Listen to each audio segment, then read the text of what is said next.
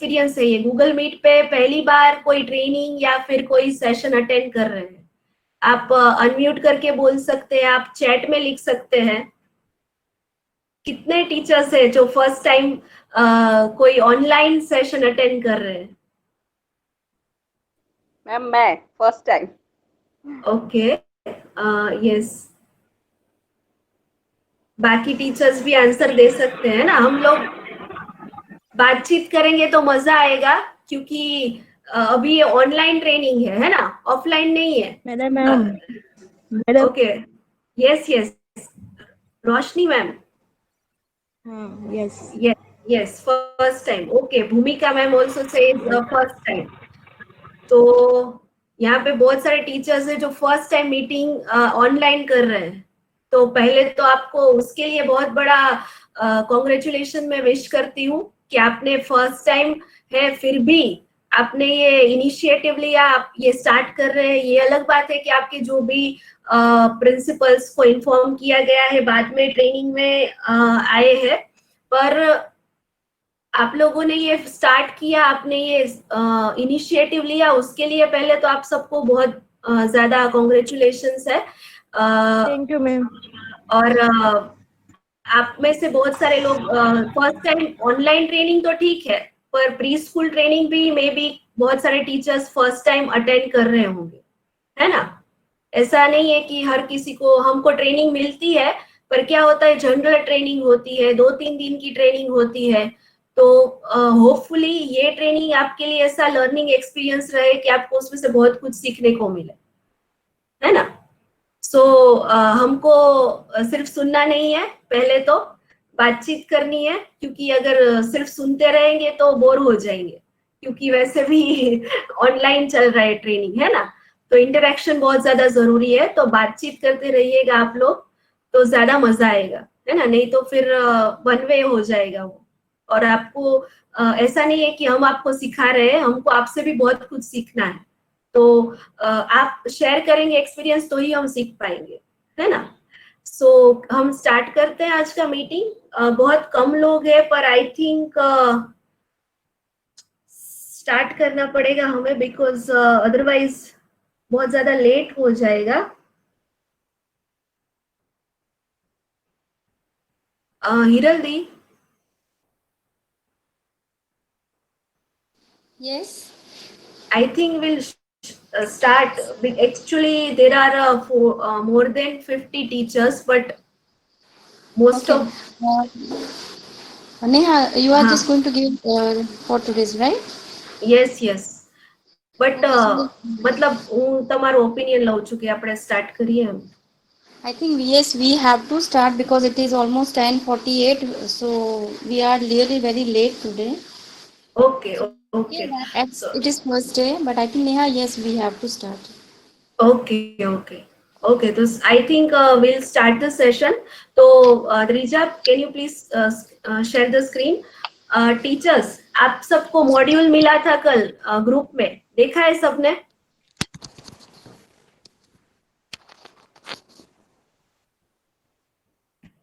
आप अनम्यूट करिए मैम, क्योंकि आपका आवाज नहीं आ रहा है। Fatima ma'am and other teachers जो बोलने की ट्राई कर रहे हैं, आपको माइक आपका अनम्यूट करना पड़ेगा, माइक पे क्लिक करना पड़ेगा। Neha di, it is visible? Yes yes Richa, yes. Okay, तो कितने लोगों ने मॉड्यूल देखा है? हमने प्रेजेंटेशन ऑलरेडी पहले भेज दिया है। ऐसा होता नहीं है जनरली ट्रेनिंग्स में, बट क्योंकि ये ऑनलाइन ट्रेनिंग है तो हमने पहले से ही मॉड्यूल भेज दिया था। ओके, किंजल मैम से यस। और कोई? और कोई? ओके, स्वामीनारायण स्कूल से भी जो मैम है उन्होंने भी देखा है।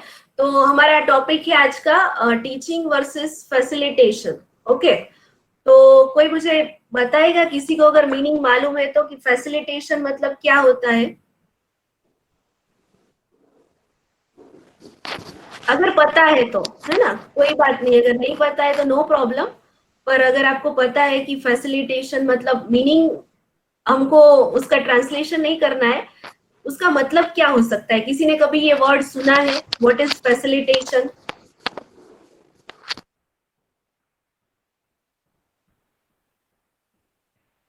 अगर सुना है तो यस, अगर नहीं सुना है तो नो प्रॉब्लम, है ना। दिव्या मैम और कौन दूसरे जो भी नेम मुझे विजिबल हो रहे हैं यहाँ पे, जागृति मैम, आप में से किसी ने सुना है फैसिलिटेशन मतलब क्या होता है?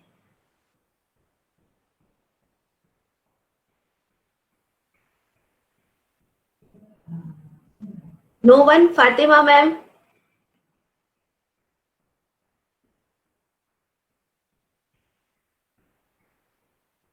आपको माइक आपका अनम्यूट करना पड़ेगा, तब आप बोल सकते हैं।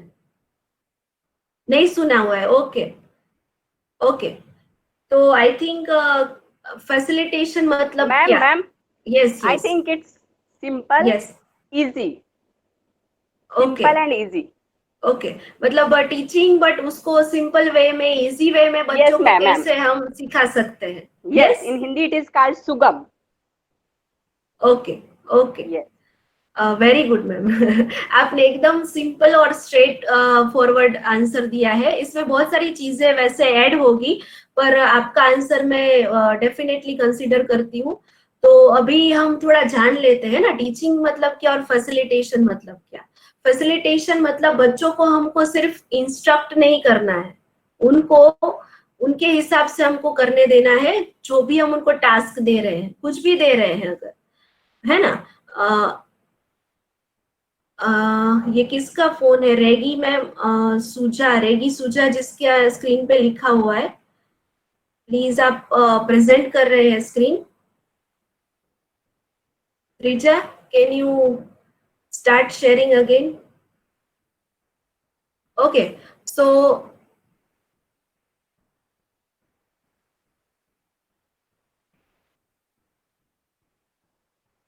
मैम आप स्क्रीन प्रेजेंट कर रही है, प्लीज आप स्टॉप कर दीजिए।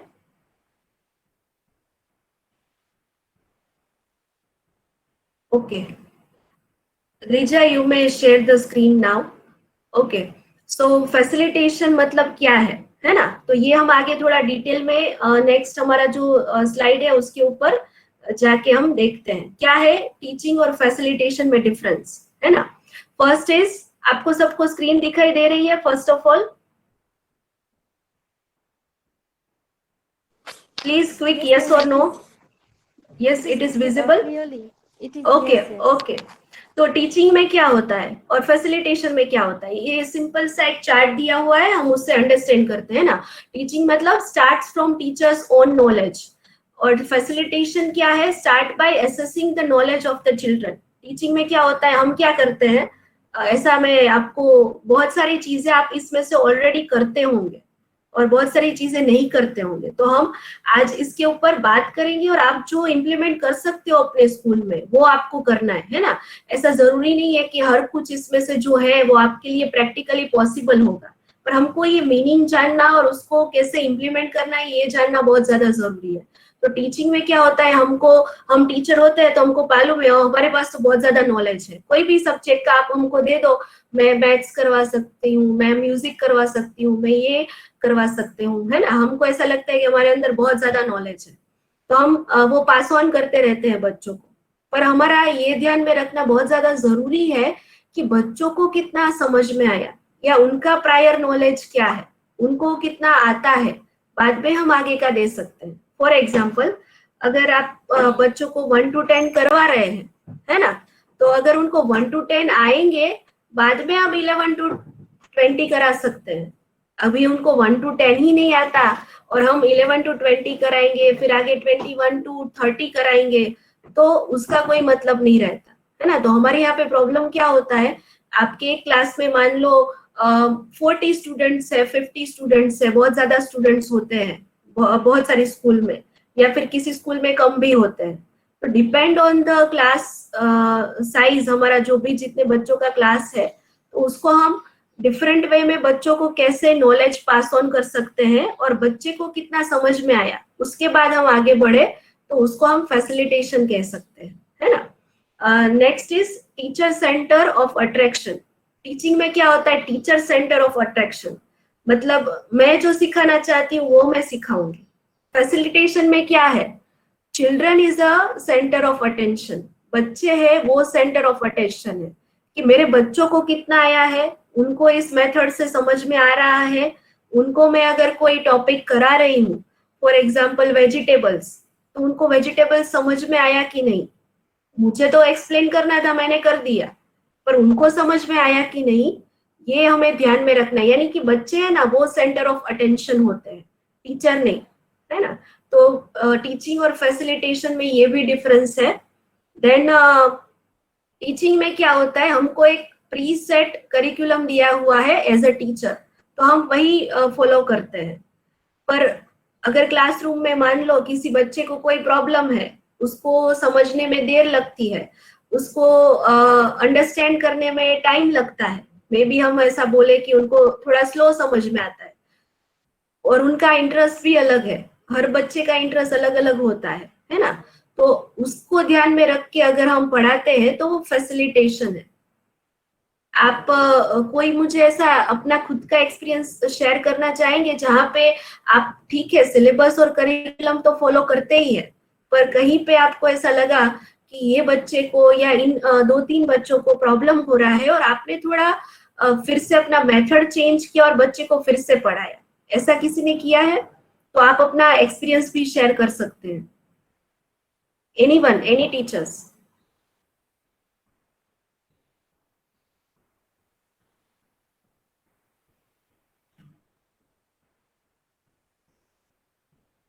खुशबू मैम, किंजल मैम, आप चैट बॉक्स में भी लिख सकते हैं यस और नो, और अदरवाइज आपको अगर एक्सपीरियंस शेयर करना है तो आप अनम्यूट करके भी बोल सकते हैं।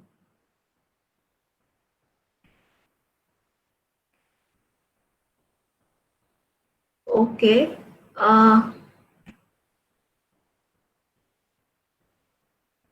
खुशबू मैम आपने ओके लिखा है, बट मैं पूछ रही हूँ कि आपने अब कभी ऐसा किया है कि आपका एक प्री सेट होता है करिकुलम, है ना, आपका पूरा ईयर का प्लानिंग होता है कि हमको यही पढ़ाना है, ये लेसन प्लान करवाने, ये करवाना है, तो वो फिक्स होता है।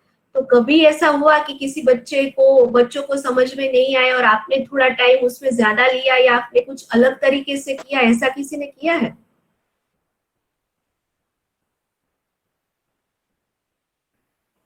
ओके, तो अगर आपने नहीं किया है तो आप आगे जाके ऐसा कर सकते हैं, उसको बोलते हैं फैसिलिटेशन। फैसिलिटेशन यानी कि बच्चों को गाइड करना, और वो अपने आप से करेंगे, उनको हमको सिर्फ गाइड करना है, इंस्ट्रक्ट नहीं करना है, गाइड करना है, और फिर उनको करने देना है अपने आप से, तो वो खुद से अपना नॉलेज और खुद से अपना इंटरेस्ट उनका क्लियर होता है। तो इसको हम फैसिलिटेशन बोलते हैं, अगर सिंपल वर्ड्स में बोले तो। जैसे आगे मैम ने बोला कि थोड़ा बच्चों के हिसाब से हम उनको कैसे सिंप्लीफाई या कैसे इजी कर सके, ये फैसिलिटेशन में आएगा, है ना। नेक्स्ट क्या है, delivers lectures usually from the front of the classroom. यानी कि हम जनरली कहाँ से क्लास लेते हैं, आगे स्टेज पे खड़े होते हैं या फिर आगे का क्लास का जो पोर्शन है वहां पे होते हैं, और बाकी स्टूडेंट्स सब नीचे बैठे हुए या बेंच पर बैठे हुए, उनको आप एड्रेस करते हैं। पर फैसिलिटेशन में क्या होता है कि आप बच्चे के पास जाइए, उनके साथ बैठिए, अगर वो कोई एक्टिविटी कर रहे हैं तो आप बहुत सारी गेम्स खिलाते होंगे, तो उसमें आप पूरे क्लासरूम में ऐसे ऐसे घूम सकते हैं, ताकि बच्चों को वो अपना सा लगे, और उनको अगर कोई प्रॉब्लम है तो वो आपको आके पूछ सके और आप उनकी हेल्प कर सके, उनको गाइड कर सके। तो प्रैक्टिकली ऐसी मेथड्स भी हम यूज कर सकते हैं जहाँ पे हमको सिर्फ क्लास के एक ही हाफ में नहीं खड़े रहना है, बच्चों के आसपास हम घूमते रहे, तो ये फैसिलिटेशन है। Then formal relationship status of a teacher, मतलब आई थिंक किसी का माइक, हाँ, तो टीचिंग मतलब हम थोड़ा फॉर्मल अभी हो गए हैं कि बस हमारा यही काम है, बच्चों को 3 घंटे बच्चे आ रहे हैं उनको पढ़ाओ और हमारा काम खत्म, ऐसा होता है? रियल में ऐसा होता है क्या? आप मान लो 3.5 घंटे पढ़ाते हो और बाद में फिर आप घर जाते हो, तो आप स्कूल का कोई काम नहीं करते, ऐसा होता है? या फिर आपको करना पड़ता है, प्री प्रिपरेशन करना पड़ता है?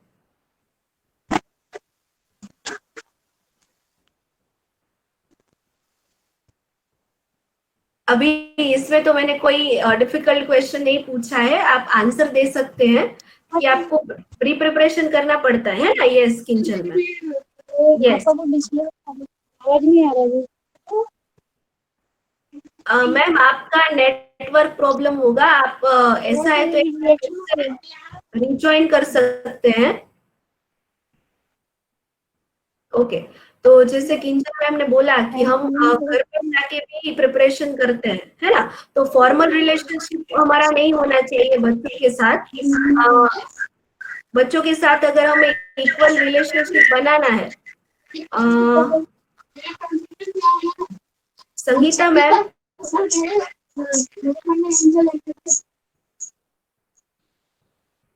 ओके, तो प्लीज अपना माइक म्यूट रखिएगा बीच में, क्योंकि डिस्टर्ब होगा और फिर बाकी के लोगों का कंसंट्रेशन भी टूट जाता है। आपको जब बोलना है तब आप अनम्यूट कर सकते हैं, है ना। तो फैसिलिटेशन में क्या होता है, ट्रस्ट के ऊपर रिलेशनशिप बिल्ड होता है बच्चों के साथ हमारा। फॉर्मल नहीं होता कि मैं टीचर हूँ, ये बच्चे हैं, हमको ऐसे ही पढ़ाना है और फिर चले जाना है, ऐसा नहीं होता। बच्चे आप पे ट्रस्ट करते हैं ना, आप जो बोलते हैं वो मानते हैं। कई बार ऐसा भी होता है कि टीचर्स की बात सुनते हैं बच्चे, पर अपने पेरेंट्स की नहीं सुनते।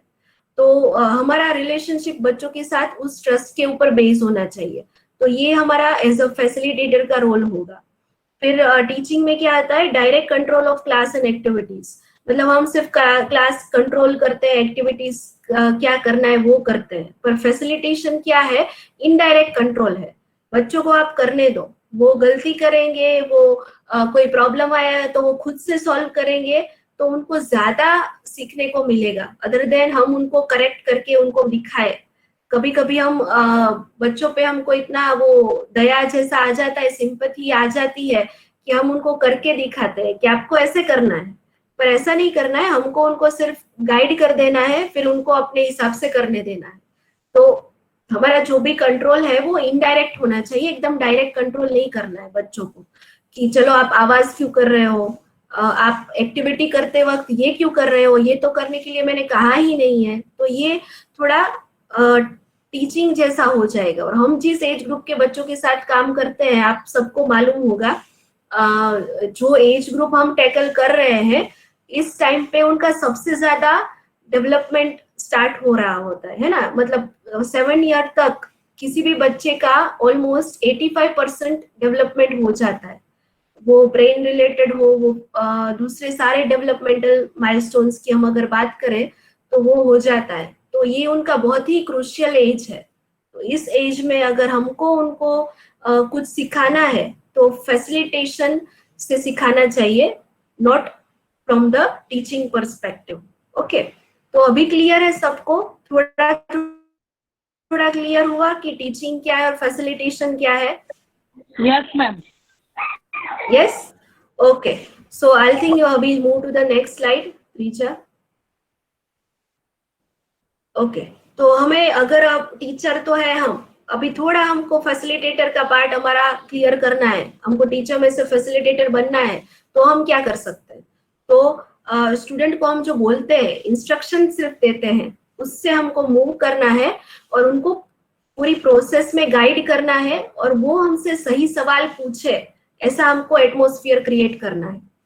हम जब छोटे थे, अगर हम अपनी बात करें तो हम जब क्वेश्चन करते थे तो हमारे टीचर में भी प्राइमरी में या फिर सेकेंडरी में ऐसे बोल देते ऐसे ही होता है, ये क्या बेकार का क्वेश्चन कर रहे हो। और आपको पता होगा कि आपके आजकल के बच्चे बहुत सारे क्वेश्चन पूछते होंगे, है ना।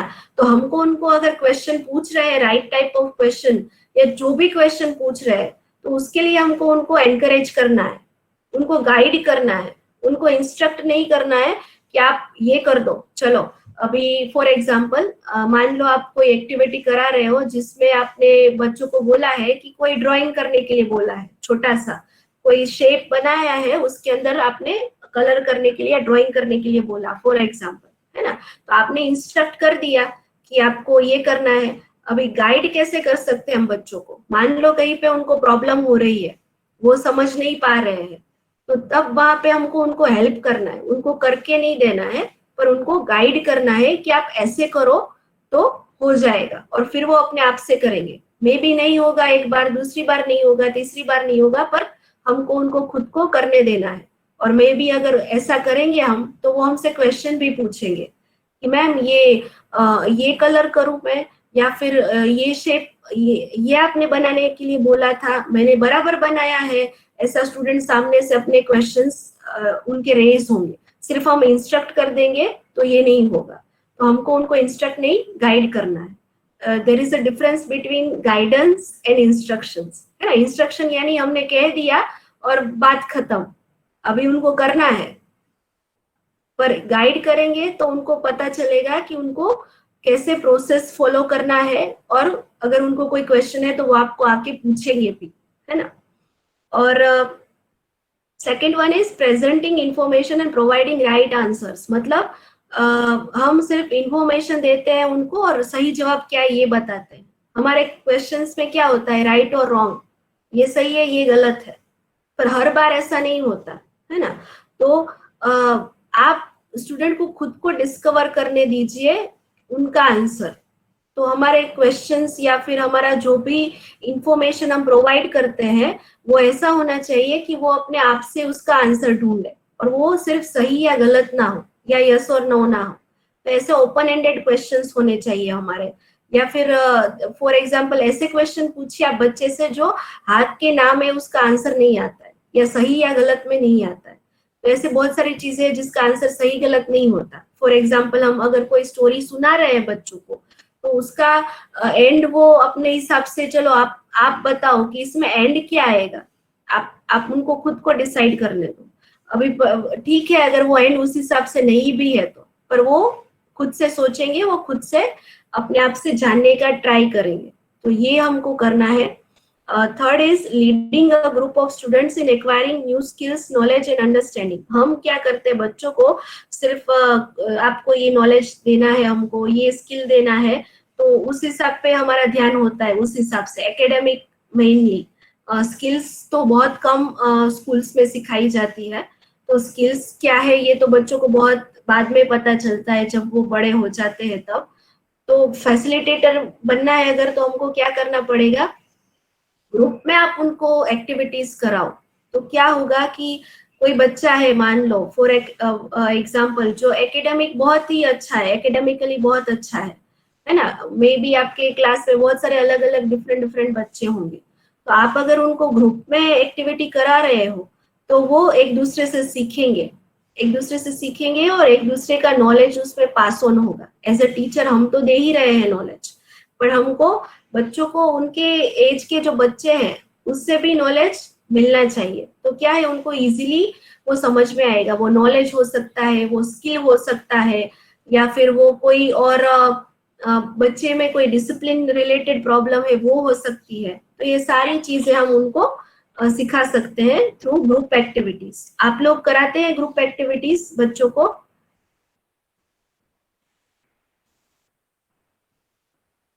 Yes, ma'am, we do.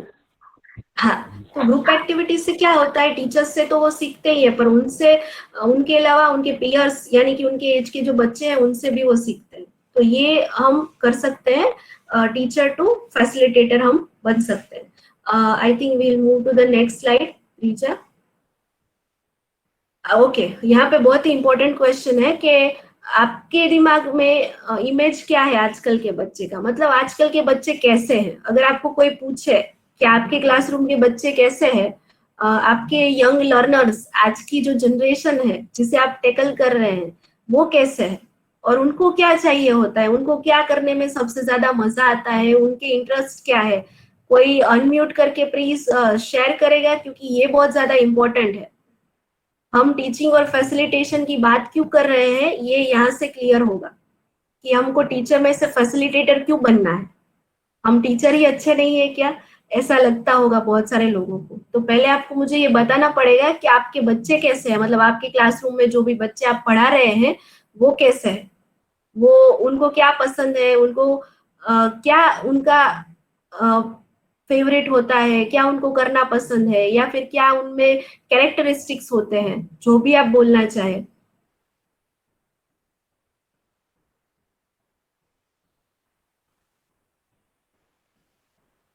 Any teachers, आप ऑब्वियसली बच्चों को पढ़ा रहे हैं तो आपको तो पता ही है कि बच्चे कैसे होते हैं, ये तो आप ज्यादा बेटर बता सकते हैं।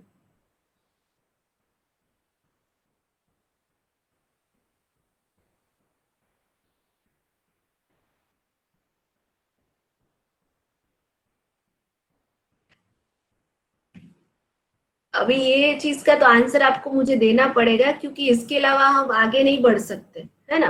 कि आप अगर बताएंगे मुझे कि आपके बच्चे कैसे हैं, तो हम आगे बात कर सकते हैं।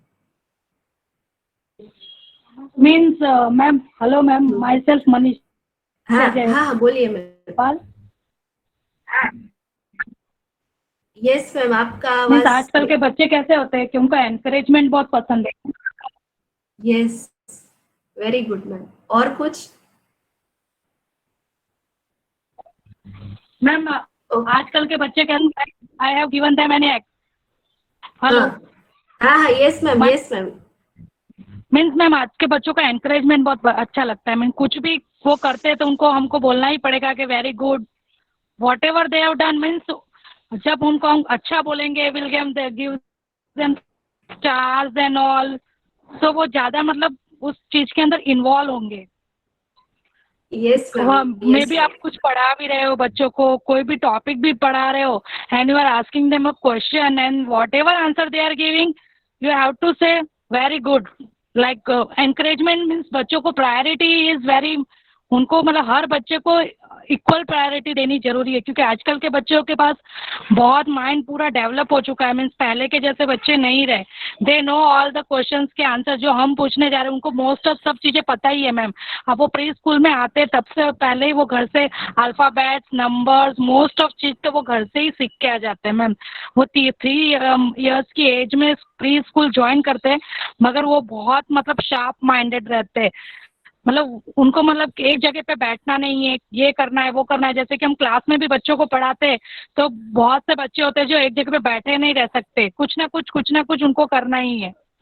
बुक में कुछ यस कर देंगे, बेंच पे कुछ लिख देंगे, मतलब खड़े होकर टीचर के पास भी आ जाएंगे, मैम ये मैम वो। Means we are teaching them, तो वो बीच में खड़े होके भी कुछ ना कुछ मतलब बोलना ही है। मतलब उनको मतलब आजकल के बच्चे के पास बहुत सारे क्वेश्चन है और बहुत सी चीज़ें उनको करने के लिए चाहिए। मतलब वो रुक के एक जगह शांत नहीं बैठ सकते। मीन्स क्या बोल सकते, विवरिंग माइंड बहुत मतलब चेंज, मिनट मिनट पे बच्चे चेंज होते हैं। Means okay ma'am okay this ma'am, much आप आई वांट टू से।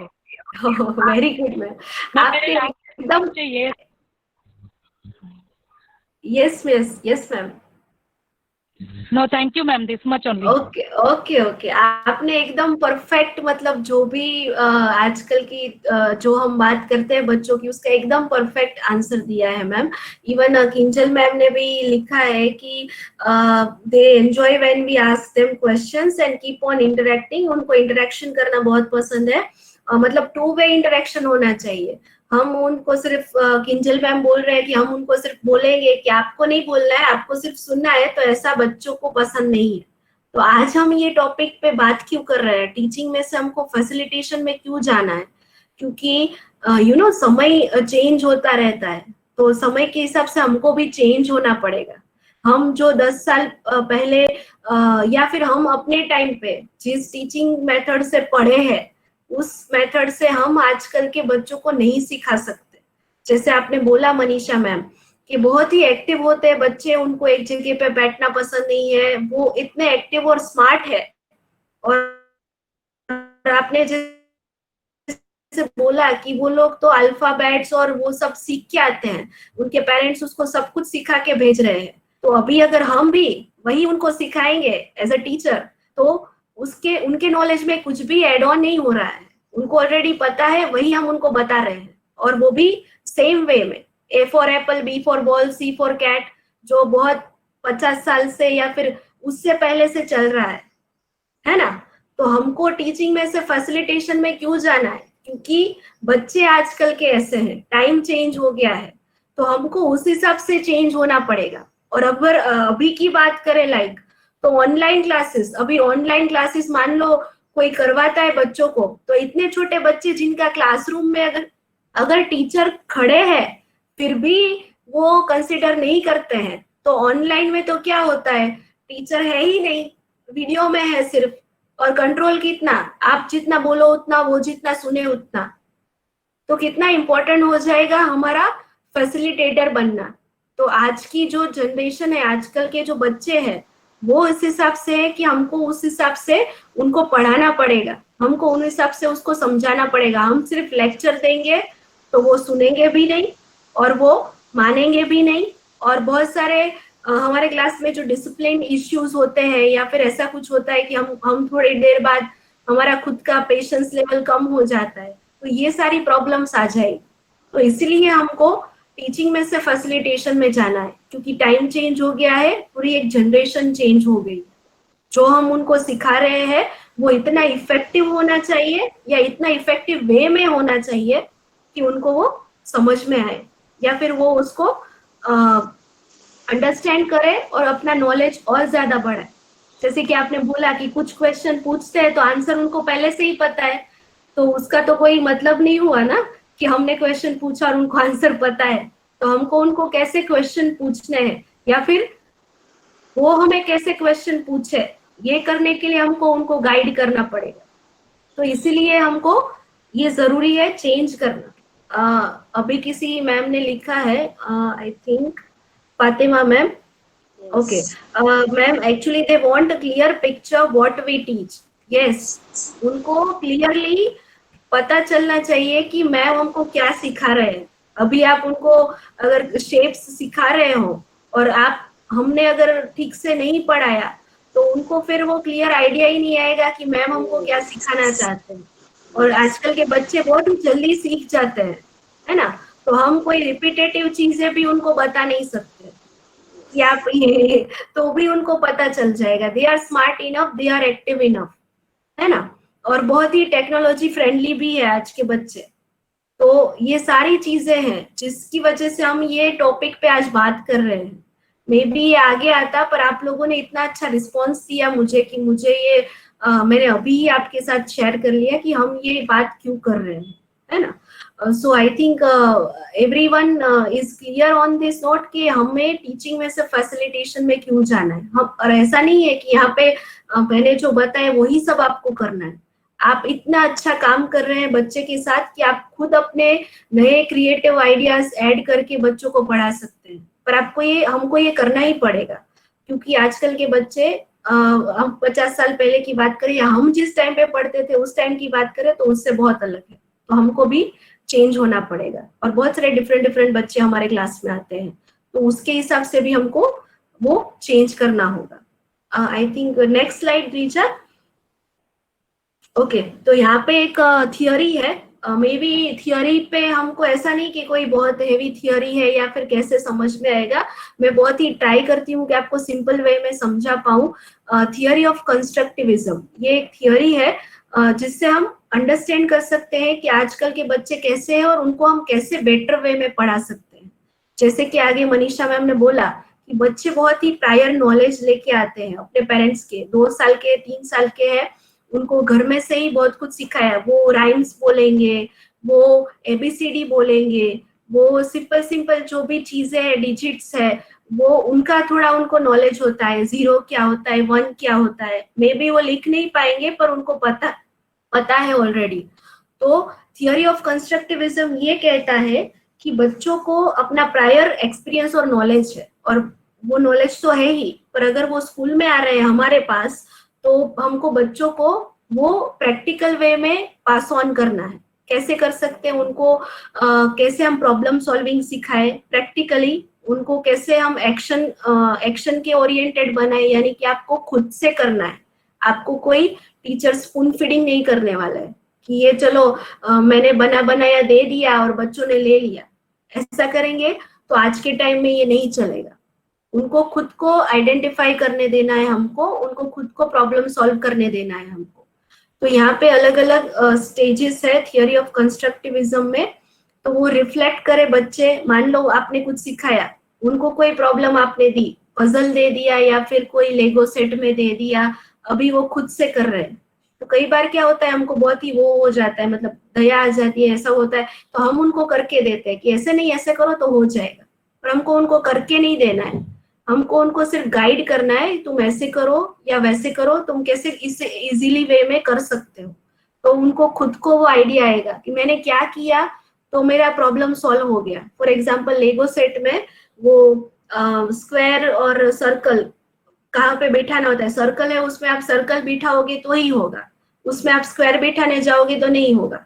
अभी वो बच्चा खुद से करेगा तो उसको पता चलेगा कि ये तो सर्कल है, इसमें तो सर्कल ही बिठाना पड़ेगा, इसमें स्क्वायर नहीं चलेगा। तो वो खुद से सीखेगा और खुद को उसको एक्सपीरियंस हुआ है तो उसको लॉन्ग टाइम तक याद रहेगा। वो रिफ्लेक्शन होगा उनके अंदर, जो भी उन्होंने सीखा है उसका वो रिफ्लेक्शन उनको समझ में आएगा कि मैंने क्या सीखा, और उसको वो याद भी रहेगा। हम उनको सिर्फ मगअप करवाएंगे, सिर्फ बोलेंगे कि आपको पढ़ना है, रोटे लर्निंग करना है, रोटे लर्निंग यानी कि सिर्फ याद रखना है, तो वो काम नहीं आएगा। वो अगर खुद करेंगे तो उनको याद भी रहेगा, उनको समझ में भी आएगा, और उनको पता भी चलेगा कि उन्होंने क्या सही किया, क्या गलत किया, क्या उनको आगे करना था। तो ये पूरा थियोरी ऑफ कंस्ट्रक्टिविज्म है, जिसमें हम पॉइंट्स देखते हैं one by one. First is learner are active, है ना। पैसिव क्लास नहीं होना चाहिए। पैसिव मतलब हम बोल रहे हैं और बच्चे सुन रहे हैं, ऐसा नहीं होना चाहिए। इंटरेक्शन होना चाहिए। आप स्टोरी बोल रहे हो तो भी, लाइक स्टोरी में तो हम बात करें तो हम क्या इंटरेक्शन कर सकते हैं, तो स्टोरी में भी हम बीच बीच में क्वेश्चन पूछ सकते हैं। तो क्या है, बच्चों को लगेगा कि टीचर हमारे साथ बात कर रहे हैं, हमसे क्वेश्चन पूछ रहे हैं, हम हमें इन्वॉल्व कर रहे हैं। तो लर्नर्स क्लास में है, बहुत ही एक्टिव है। आज के स्टूडेंट्स या कोई भी जनरेशन की बात करें हम, बच्चे तब भी एक्टिव ही थे, है ना, पर आज के थोड़े ज्यादा एक्टिव है। तो लर्नर्स का जो भी क्लासरूम में कंट्रीब्यूशन होना चाहिए वो एक्टिव होना चाहिए, पैसिव नहीं कि बैठ के सुन रहे हैं, चलो टीचर स्टोरी बोल रहे हैं हम सुनेंगे, ऐसे ऐसे नहीं। आपको उनको इन्वॉल्व करना है, भले ही वो स्टोरी टेलिंग क्यों ना हो, तो वो एक्टिव उनका पार्टिसिपेशन होगा, तो उनको वो ज्यादा एक्टिव वे में सीख पाएंगे कोई भी टॉपिक या कुछ भी, है ना। लर्निंग इन्वॉल्व्स लैंग्वेज, लैंग्वेज बहुत ही इंपॉर्टेंट है ना। हम देखते हैं आजकल कि पेरेंट्स को कि इंग्लिश तो आना ही चाहिए बच्चे को, मेरे बच्चे को तो इंग्लिश मेन है, उनको इंग्लिश मीडियम स्कूल में ही हम एडमिशन दिलाते हैं, सबने देखा है ना। पर जब बच्चा आता है तो घर में क्या बोलते हैं, उनके यहाँ पे गुजराती लैंग्वेज बोलते हैं, या फिर अगर कोई और स्टेट से होंगे तो हिंदी बोलते होंगे, है ना। तो अभी क्या प्रॉब्लम होगा, आप अगर उनको थ्रू आउट हिंदी में या थ्रू आउट इंग्लिश में बोलेंगे तो उनको समझ में नहीं आएगा।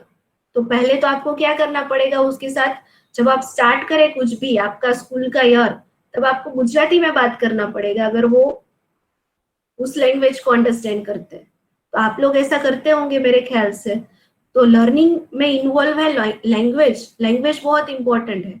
आप उनको इंग्लिश सिखाइए, बट पहले उनको धीरे धीरे हमको गुजराती, फिर धीरे धीरे हम उनको इंग्लिश, धीरे धीरे हम उनको हिंदी सिखा सकते हैं। स्टार्टिंग ही हमने हिंदी में कर दिया, या फिर उनको नहीं आता है ऐसी कोई लैंग्वेज में कर दिया, तो उनको अंडरस्टैंड करने में प्रॉब्लम होगा, है ना। तो आप ऐसा करते होंगे, मे बी अगर 3 ईयर के बच्चे हैं तो आप पहले उनको उनकी लैंग्वेज में एक्सप्लेन करने का ट्राई करते होंगे, most of teachers.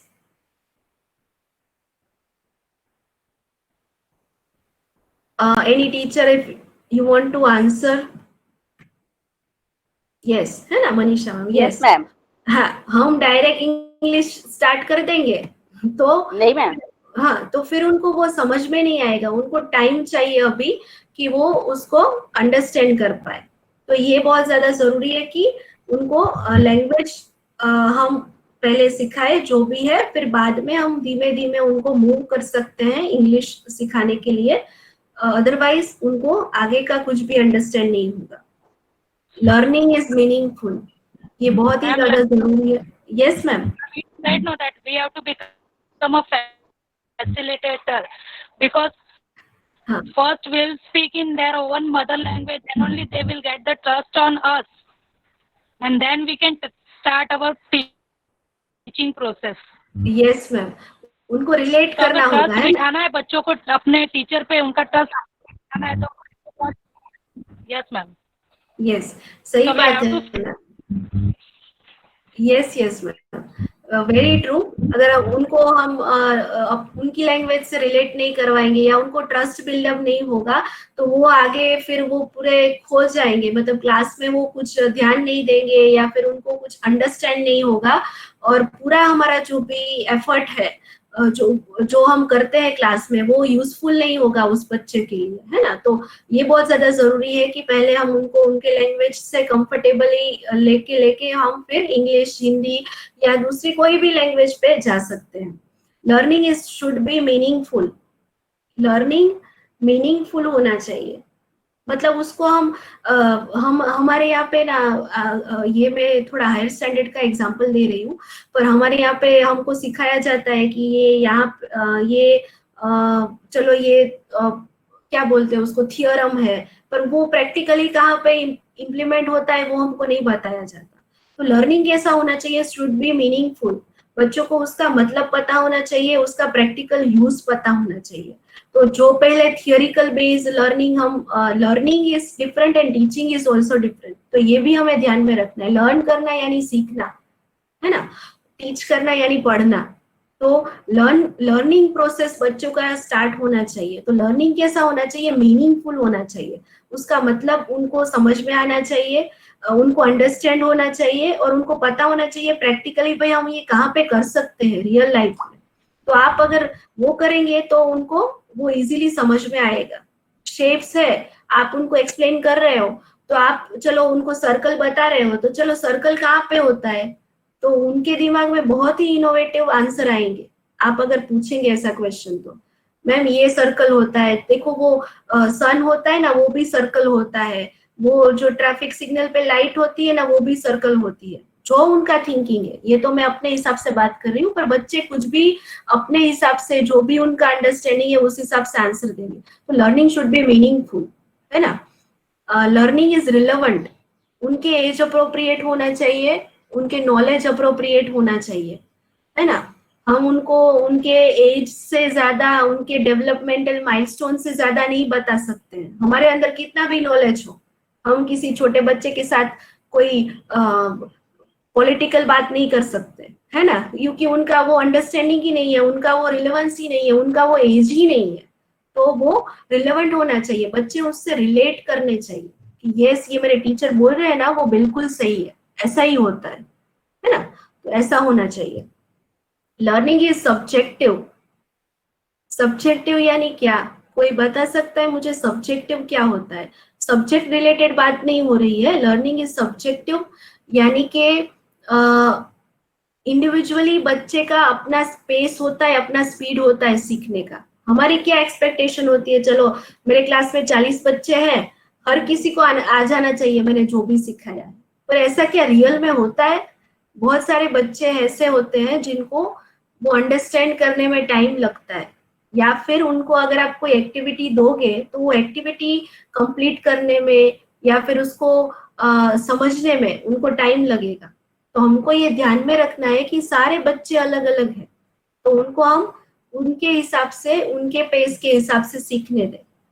Okay, possible नहीं होगा कहीं पे हमारे लिए क्लास में कि हर बच्चे को हम उनके जो स्पीड है उसके हिसाब से सिखाएं। और हम क्या कर सकते हैं, कोई बच्चा है जिसको वो बेटर आता है तो उसके साथ इस बच्चे को पैर बना के ग्रुप में रख सकते हैं, तो ताकि वो बच्चे से कुछ सीखे, है ना, उसको जो आ गया है वो दूसरों को सिखाए। तो ऐसे बहुत सारे चीजें हम कर सकते हैं। तो learning should be different to each and every individual. तो हमारे सारे बच्चे अलग है, ये हमें ध्यान में रखना है। हर कोई एक स्पीड में नहीं सीखेगा, है ना। और कोई एकेडमिकली थोड़ा स्लो सीख रहा है इसका मतलब ये भी नहीं है कि उसके अंदर कोई टैलेंट या पोटेंशियल नहीं है। तो ये हमारे दिमाग में कभी भी नहीं आना चाहिए कि इसको आता नहीं है, इसको तो बहुत मेहनत करना पड़ेगा इसके ऊपर, तो है ना। तो हमको कहीं पे करना पड़े तो हम एक्स्ट्रा एफर्ट अपना इतना डाल सकते हैं as a teacher, as a facilitator. Learning should be interactive. आपने ऑलरेडी बोल दिया है कि आजकल के बच्चों को इंटरेक्शन करना पड़ेगा आपको, नहीं तो वो बोर हो जाएंगे या फिर उनका ध्यान आपसे हट जाएगा, क्योंकि उनका अटेंशन स्पैन इतना ज्यादा नहीं होता इस एज में। तो उनका ध्यान वैसे वैसे बढ़ता रहता है, कहीं पे विंडो में कुछ देख लेंगे तो वहां पे झांकने लगेंगे, किसी अपने फ्रेंड से बात करने लगेंगे, तो ऐसा हो सकता है। तो इंटरेक्शन होगा तो वो बच्चे आप पे ध्यान से आपको सुनेंगे, आपके साथ बातचीत करेंगे। तो इंटरेक्शन होना चाहिए। And then learning is collaborative. Learning should be collaborative. हमारा सारा जो भी हम बच्चों को सिखाते हैं, ठीक है, हम ग्रुप एक्टिविटीज करवाते हैं, ये कोलैबोरेशन हो गया। पर जो भी हम बच्चों को स्कूल में सिखाते हैं ना, आप ये याद रखिएगा, उसका बहुत ही लॉन्ग टर्म इफेक्ट होता है। उसका एक पूरा सोशल पर्सपेक्टिव है। वो घर पे जाके भी ऐसे ही बिहेव करेंगे जैसा आप उनको यहाँ पे सिखाएंगे। आप उनको सिखाएंगे कि आपको शूज बाहर रख के आना है, तो वो कहीं और जाएंगे ना, तो वहां पे भी उनको पता है कि मुझे तो शूज भाई बाहर निकल के ही जाना है, क्योंकि मेरे शूज गंदे हैं, तो मैं किसी के घर में गंदे चप्पल या शूज पहन के नहीं जा सकता। तो ये एक सोशल उसका पर्सपेक्टिव भी है कि हमें बच्चों को क्यों ग्रुप में एक्टिविटी करवानी चाहिए, उनको क्यों हम जो स्कूल में फैसिलिटेट कर रहे हैं वो करना चाहिए, क्योंकि ताकि वो as a human, better human being बने। जो भी डिसिप्लिन रिलेटेड हमारा स्कूल का एटमॉस्फेयर होता है, वो घर पे जाके भी वही सीखते हैं। हम उनको सिखाएंगे भी कचरा डस्टबिन में ही डालना है आपको, तो वो घर पे जाके भी कचरा डस्टबिन में ही डालेंगे। वो कहीं बाहर जाएंगे तो भी वो वही करेंगे। तो ये पूरा एक उसका सोशल इफेक्ट होता है। तो हमारा जो भी लर्निंग है वो बहुत ही लॉन्ग टर्म पे उनको इफेक्ट करता है। तो ये भी हमें याद रखना है ना। तो उसका सोशल पर्सपेक्टिव भी है। ऐसा नहीं है कि पढ़ाना मतलब सिर्फ एकेडमिक ही होता है।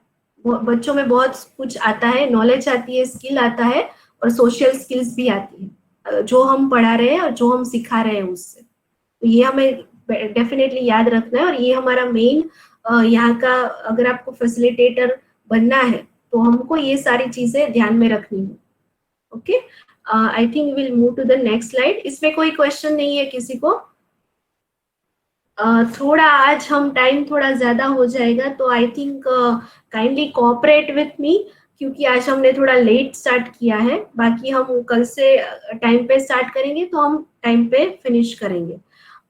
तो हमारा रोल क्या है आज की 21st में सेंचुरी में? टीचर्स का रोल क्या है? एज अ फैसिलिटेटर हमारा रोल क्या है? तो हम सिर्फ केयर गिवर नहीं है। केयर गिवर है कि नहीं है? आपके पास जो छोटे बच्चे आते हैं, वो छोटे बच्चे हैं, है ना, तो उनकी केयर भी करनी पड़ती है। कभी वो रोने लगेंगे, कभी वो बोलेंगे कि टीचर मुझे तो वॉशरूम जाना है, या फिर छोटी छोटी बातें आपको केयर करनी पड़ेगी, है ना। तो एक तो हमारा रोल है केयर गिवर का, बहुत ही इम्पोर्टेंट, क्योंकि जिस एज ग्रुप के साथ हम काम कर रहे हैं उनका अभी पूरा डेवलपमेंट हुआ नहीं है, तो वो अभी डेवलप हो रहे हैं, तो उनको बहुत ही ज्यादा हेल्प की, केयर की जरूरत पड़ती है, और बहुत ज्यादा प्यार की भी। तो हमारा एक रोल है केयर गिवर का। Second is educator. हम एजुकेटर है, हम बच्चों को पढ़ा रहे हैं, यही सिर्फ नहीं है, हम उनको बहुत कुछ सिखा रहे हैं। जैसे मैंने आगे बोला, वो सोशल स्किल सीखेंगे, वो हमसे एकेडमिक्स सीखेंगे, वो एक्स्ट्रा नॉलेज अगर हम दे रहे हैं बच्चों को तो वो सीखेंगे। तो एज अ एजुकेटर भी हमारा बहुत ही इम्पोर्टेंट रोल है कि हम बच्चों को फ्यूचर को शेप कर रहे हैं। बहुत सारे आप लोगों ने कोट सुने होंगे टीचर्स के, कि टीचर क्या है, टीचर तो पूरी कंट्री का फ्यूचर क्रिएट करता है। तो हमारे ऊपर ये बहुत बड़ी रिस्पॉन्सिबिलिटी भी है कि हमें एज ए एजुकेटर भी, एज ए टीचर भी बहुत ज्यादा डेवलप खुद को भी होना पड़ेगा और बच्चों को भी करना पड़ेगा। और ये ट्रेनिंग आपको ये हेल्प करने के लिए ही है ना। स्टूडेंट लाइफ लॉन्ग लर्नर बनना पड़ेगा। टीचर बन गए इसका मतलब ये नहीं है कि अभी सीखना बंद। हम जब तक टीचिंग करेंगे ना तब तक सीखना पड़ेगा। 50-60 ईयर के हो जाए, रिटायर्ड होने के एज पे आ जाए, फिर भी सीखना हमारा बंद नहीं होना चाहिए, क्योंकि जो सीखते रहते हैं ना वही कुछ नया नया अपने आप में ला सकते हैं, कुछ क्रिएट कर सकते हैं। तो एज अ स्टूडेंट भी हमको रहना है, लाइफ लॉन्ग लर्नर रहना है। कितना भी हमको आता है, कितने भी साल हमने जॉब किया है, कभी कभी क्या होता है, मैं तो 10 साल से जॉब कर रही हूँ, मैं तो 10 साल से टीचिंग कर रही हूँ, तो हमारे अंदर वो आ जाता है कि अभी मुझे इम्प्रूव होने की या सीखने की जरूरत नहीं है। पर ऐसा नहीं होता है ना। हम 10 साल करें, 15 साल से कर रहे हैं, या 20 साल से कर रहे हैं, या 3 साल से कर रहे हैं, सीखना हमारा स्टार्ट रहना चाहिए। कोलैबोरेटर कलीग के साथ कभी कभी क्या होता है, कुछ बार हमारा ईगो इश्यू आ जाता है, हम कलीग्स की हेल्प नहीं लेते हैं, या फिर उसने कुछ अच्छा आइडिया इम्प्लीमेंट किया है तो हमको कहीं पे ऐसा लगता है कि अरे इससे मैं क्या सीखूं, ये तो अभी नई नई आई है, इसको तो आए हुए अभी 1 साल भी नहीं हुआ है। तो ऐसा नहीं होता, जो भी आपके आसपास जो भी टीचर्स है, आपके जो भी कलीग्स हैं, अगर वो कुछ नया कर रहे हैं अपने क्लास में, बहुत ज्यादा कुछ अच्छा कर रहे हैं, तो आप उसको उससे सीखिए, उसको इम्प्लीमेंट कीजिए, क्योंकि सीखने से जहाँ पे भी मिल रहा है हमको सीखना चाहिए। वो कलीग से हो, वो पेरेंट्स से हो, वो हमारे प्रिंसिपल से हो, या वो हमारी मैनेजमेंट जो भी है, हमारे स्कूल मैनेजमेंट है उससे हो, तो कहीं से भी सीखने को मिल रहा है तो हमें वो सीखना है, तो कोलैबोरेट करना है अपने कलीग के साथ, बाकी जो भी स्टेक होल्डर्स हैं उनके साथ, और बच्चों के साथ तो ऑफ कोर्स करना है। और कम्युनिटी लीडर, मैंने जैसे आगे बोला कि हम बहुत सारी सोशल स्किल्स भी बच्चे में पास ऑन करते हैं, तो हमारा कम्युनिटी लीडर का भी एक बहुत बड़ा इम्पोर्टेंट रोल है। जो बच्चे स्कूल में सीखेंगे वो घर पे जाके भी उनका रिफ्लेक्ट होगा, और वो अपने पेरेंट्स को भी बताएंगे, कहीं पे अगर वो गलती कर रहे हैं तो उनको भी बोलेंगे, और कहीं पे आप अगर मिस्टेक कर रहे हैं तो बच्चे आपको भी बोलेंगे, है ना। तो ये हमारा रोल है टीचर का। नेक्स्ट द्रिजा। ओके, तो फायदा क्या होगा हमको टीचिंग में से, फैसिलिटेशन में जाएंगे तो क्या फायदा होगा। अभी बहुत सारे टीचर्स को ऐसा प्रॉब्लम आता होगा कि कहीं पे बच्चे हमारी सुन नहीं रहे हैं, हमारी मान नहीं रहे हैं, या फिर हमारे साथ बात नहीं करते, या फिर वो क्लास में अकेले बैठे रहते हैं। बहुत सारे बच्चे अलग अलग होते हैं ना, कुछ लोग ओवर हाइपर एक्टिव होते हैं, कुछ लोग कुछ बच्चे शांत होते हैं, एकदम शांति से क्लास में बैठेंगे, आवाज बिल्कुल नहीं करेंगे।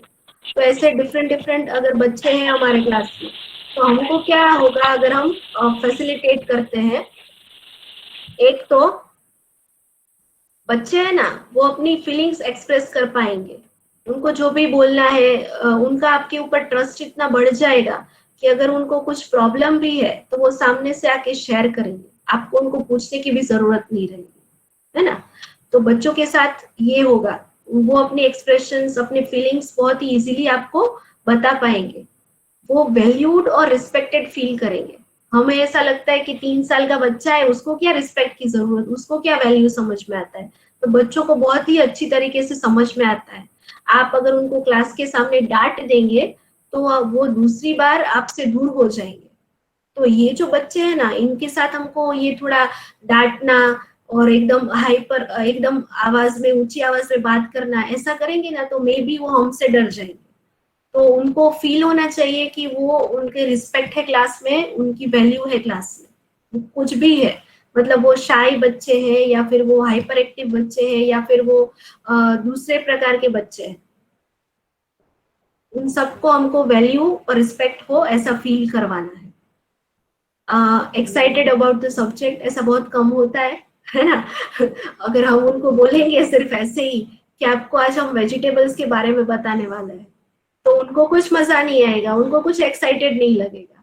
पर वही बात अगर आप कोई राइम सुना के, कोई स्टोरी सुना के, कोई एक्टिविटी करवा के बताएंगे तो उनको एक्साइटेड लगेगा, यार टीचर तो आज मजा करवाने वाले हैं हमको, है ना। तो उनको एक्साइटमेंट फील होना चाहिए, उनको वो मजा आना चाहिए। Then to build a good rapport, हमारा उनके साथ रेपो बिल्डिंग बहुत अच्छा होगा अगर हम फैसिलिटेटर का रोल एक्सेप्ट करते हैं। तो उनको जो भी मतलब क्वेश्चंस है वो इजीली पूछेंगे हमसे, आंसर देंगे, एक्टिवली पार्टिसिपेट करेंगे जो भी एक्टिविटीज हम करवाते हैं उसमें। तो चिल्ड्रन की तरफ से हमको ये बेनिफिट होगा, और एज ए टीचर हमको खुद को क्या बेनिफिट होगा, तो हमारा जो भी लेसन्स है उसको हम बहुत ही अच्छी वे में रिलेवेंटली पास ऑन कर पाएंगे, जितने टाइम में हम करना चाहते हैं और जितनी अच्छी तरीके से हम इम्प्लीमेंट करना चाहते हैं कि बच्चों को समझ में आए, तो वो होगा हमारे लिए फायदा। सेकेंड ये होगा कि हम अप्रोप्रिएट एग्जाम्पल और एक्टिविटीज यूज कर पाएंगे। अगर हमको पता है कि हमारे बच्चे कैसे हैं तो उनके रिलेटेड हम एक्टिविटीज और एग्जाम्पल्स हमको पहले से रेडी करना है, जो आप लोग करते ही होंगे डेफिनेटली। लेसन प्लान आपका जो भी होगा उसमें ऑलरेडी आप डिसाइड करते होंगे कि हमें उनको क्या करवाना है, कैसे सिखाना है। तो ये हमारा थोड़ा इजी हो जाएगा अगर हम फैसिलिटेटर के रोल में आ गए तो। मोर एंगेज स्टूडेंट्स, जो आजकल बहुत सारे टीचर्स को प्रॉब्लम होता है ना, एंगेजमेंट नहीं होता, बच्चों का पार्टिसिपेशन नहीं होता। तो अगर हमको वो रिलेशनशिप बिल्ड करना है तो हमको फैसिलिटेटर के रोल में आना पड़ेगा। हमें उनको मोर एंगेजिंग वे में, मोर पार्टिसिपेटिव वे में लेसन प्लान या लेसन्स है वो पास ऑन करने होंगे, है ना। ये हमको उससे building relationship with teacher and student better हो जाएगा। या नेक्स्ट रीजा,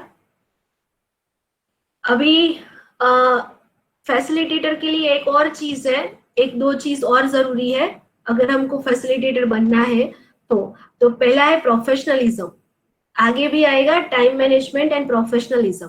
ठीक है, तो प्रोफेशनलिज्म बहुत ज्यादा जरूरी है। प्रोफेशनलिज्म यानी कि ऐसा नहीं कि हम कोई प्रॉपर वे में ड्रेस, हमारी साड़ी होती है या फिर जो भी स्कूल का हमारा टीचर का यूनिफॉर्म होता है वो पहन लिया मतलब हम प्रोफेशनल हो गए। प्रोफेशनलिज्म यानी कि हमारे स्कूल्स के जो भी रूल्स एंड रेगुलेशंस है, अदर देन दैट हमारे जो भी बच्चों के साथ हमारा जो भी बिहेवियर है वो कैसा होना चाहिए, हमारे जो भी मैनेजमेंट के या फिर स्टाफ मेंबर्स है या फिर हमारे प्रिंसिपल है उनके साथ हमारा कैसे बिहेवियर और रेपो होना चाहिए, ये सारी चीजें आ जाएगी प्रोफेशनलिज्म में। प्रोफेशनलिज्म में हमको कंटिन्यूअसली प्रोफेशनल डेवलपमेंट करते रहना है। बातचीत करने में भी कभी कभी ऐसा भी होता है कि हम बच्चे से तो बहुत अच्छी तरीके से बात कर लेते हैं, कम्युनिकेट कर लेते हैं, पर कभी कभी हम जो बताना चाहते हैं वो प्रिंसिपल सर या फिर वो मैनेजमेंट टीम को वहां तक हमसे पास ऑन नहीं होता। तो हमको भी कंटिन्यूअस प्रोफेशनल डेवलपमेंट करने की जरूरत है ना। Then engaging refrain from engaging in private tuitions, private tuitions नहीं करने चाहिए हमको एज अ फैसिलिटेटर। क्यों, कोई बता सकता है मुझे प्राइवेट ट्यूशंस क्यों नहीं करने चाहिए? हम टीचर के हिसाब से या फैसिलिटेटर के हिसाब से पढ़ा रहे हैं, पर हमको प्राइवेट ट्यूशंस नहीं करना चाहिए। क्यों नहीं करना चाहिए?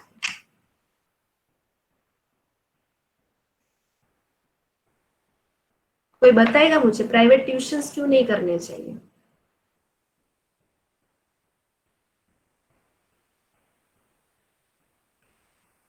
Any teacher?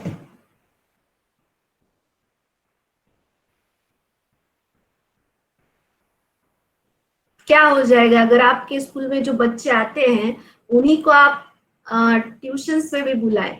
चलो भाई 3 घंटे 3.5 घंटे स्कूल में तो आते ही है, पर अभी आप उनको एक्स्ट्रा टाइम में भी बुलाए तो क्या प्रॉब्लम है?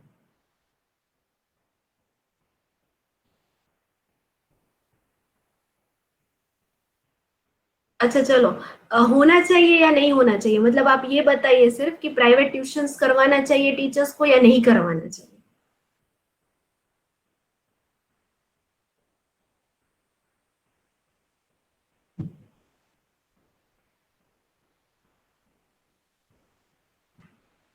Any teacher?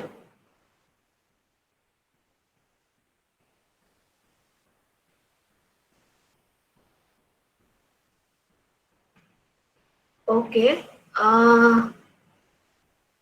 आई थिंक अभी मुझे ऐसा लग रहा है कि मुझे नाम लेना पड़ेगा टीचर्स का, है ना?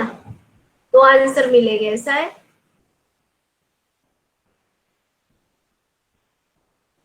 खुशबू ma'am, Kinjal ma'am, Manisha ma'am, Roshni ma'am, anyone? Ma'am actually तो नहीं करवाना चाहिए ट्यूशंस। हाँ, तो क्यों नहीं करवाना चाहिए आप मुझे बताएंगे, रीजन क्या है? We have played a facilitator role in the class and we have taught them that particular topic in the class, and again we are doing the same topic in the tuitions. So फिर what is the meaning of? Okay, very good ma'am. Yes ma'am, अगर हम private tuitions कराएंगे, हाँ, yes, hello ma'am, can you हाँ, yes yes, I am, your voice is ma'am, अगर audible. Private tuition, ma'am अगर बच्चे सोचेंगे प्राइवेट ट्यूशन घर पे आने ही वाले हैं तो फिर वो स्कूल में ध्यान नहीं देंगे, बिकॉज ऑलरेडी उनको पर्सनल टीचर पढ़ाने ही वाली है। तो वो लोग सोचेंगे मैं स्कूल में क्यों ध्यान दूं, घर पे मुझे आने वाले पर्सनली सिखाने के लिए। और स्कूल में तो बहुत सारे बच्चे मेरे पे अकेले पे ध्यान नहीं दे रहे, बट घर पे एक ही टीचर है तो उन पे ही ध्यान देगी, तो वो लोग स्कूल में ध्यान नहीं देंगे। Very good ma'am, very true, है ना। जैसे कैसे कभी कभी होता है ना घर में बच्चे मम्मी की बात नहीं सुनते, क्योंकि उनको मालूम है अभी मम्मी मतलब बात नहीं सुनते इन द सेंस कि उनसे होमवर्क नहीं करते, जिससे बहुत ही अच्छा रेपो बिल्ड हो जाता है, उससे में भी होमवर्क करवाना डिफिकल्ट पड़ जाएगा, है ना। Ma'am because I am experience, मैंने खुद ने प्राइवेट ट्यूशन लिए, तो बच्चे मेरे पास पढ़ते हैं वो स्कूल से पढ़ के कुछ भी नहीं आते। यस, वेरी ट्रू, आपकी बात बिल्कुल सही है। वो स्कूल से पढ़ के नहीं आते, उनको लगता है टीचर अभी मुझको तो पर्सनली सिखाने ही वाले हैं, है ना।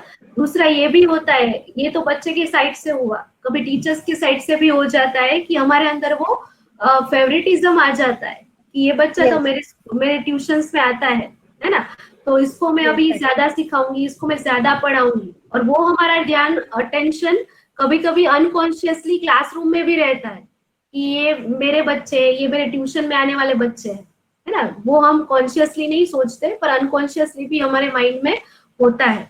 तो पॉसिबल है तब तक हमको बच्चों को प्राइवेट ट्यूशंस में नहीं लेना है ना। तो वो हम फेवरेटिज्म नहीं आएगा। हम लोग जैसे बच्चों, आपने बोला कि बच्चे भी उसको टेक फॉर ग्रांटेड लेते हैं कि स्कूल में ध्यान देने की क्या जरूरत है, इस टीचर के पास तो मैं अभी शाम को ट्यूशन में जा ही रहा हूँ, तो मुझे यहाँ पे ध्यान देने की क्या जरूरत है। और इतने छोटे बच्चे हैं तो बहुत सारी चीजें रिपीटेटिव भी उनको मिलती है जो हमने, और वैसे भी हम तो क्लासरूम में भी वही टीचर है और प्राइवेट ट्यूशन में भी वही टीचर है, तो उनको कुछ अलग वे में सीखने को नहीं मिल सकता है मे बी, है ना। हमारा टीचिंग मेथड तो कहीं ना कहीं सेम हो जाएगा, या फिर हम जिस मेथड से या स्ट्रेटेजी से क्लास में पढ़ाते थे उसी से हम ट्यूशन में पढ़ाएंगे, हम उनके लिए कुछ एक्स्ट्रा एफर्ट नहीं कर रहे हैं, है ना। तो ये सारी चीजें हैं कि जिसकी वजह से हमको प्राइवेट ट्यूशंस कभी भी नहीं कराना चाहिए।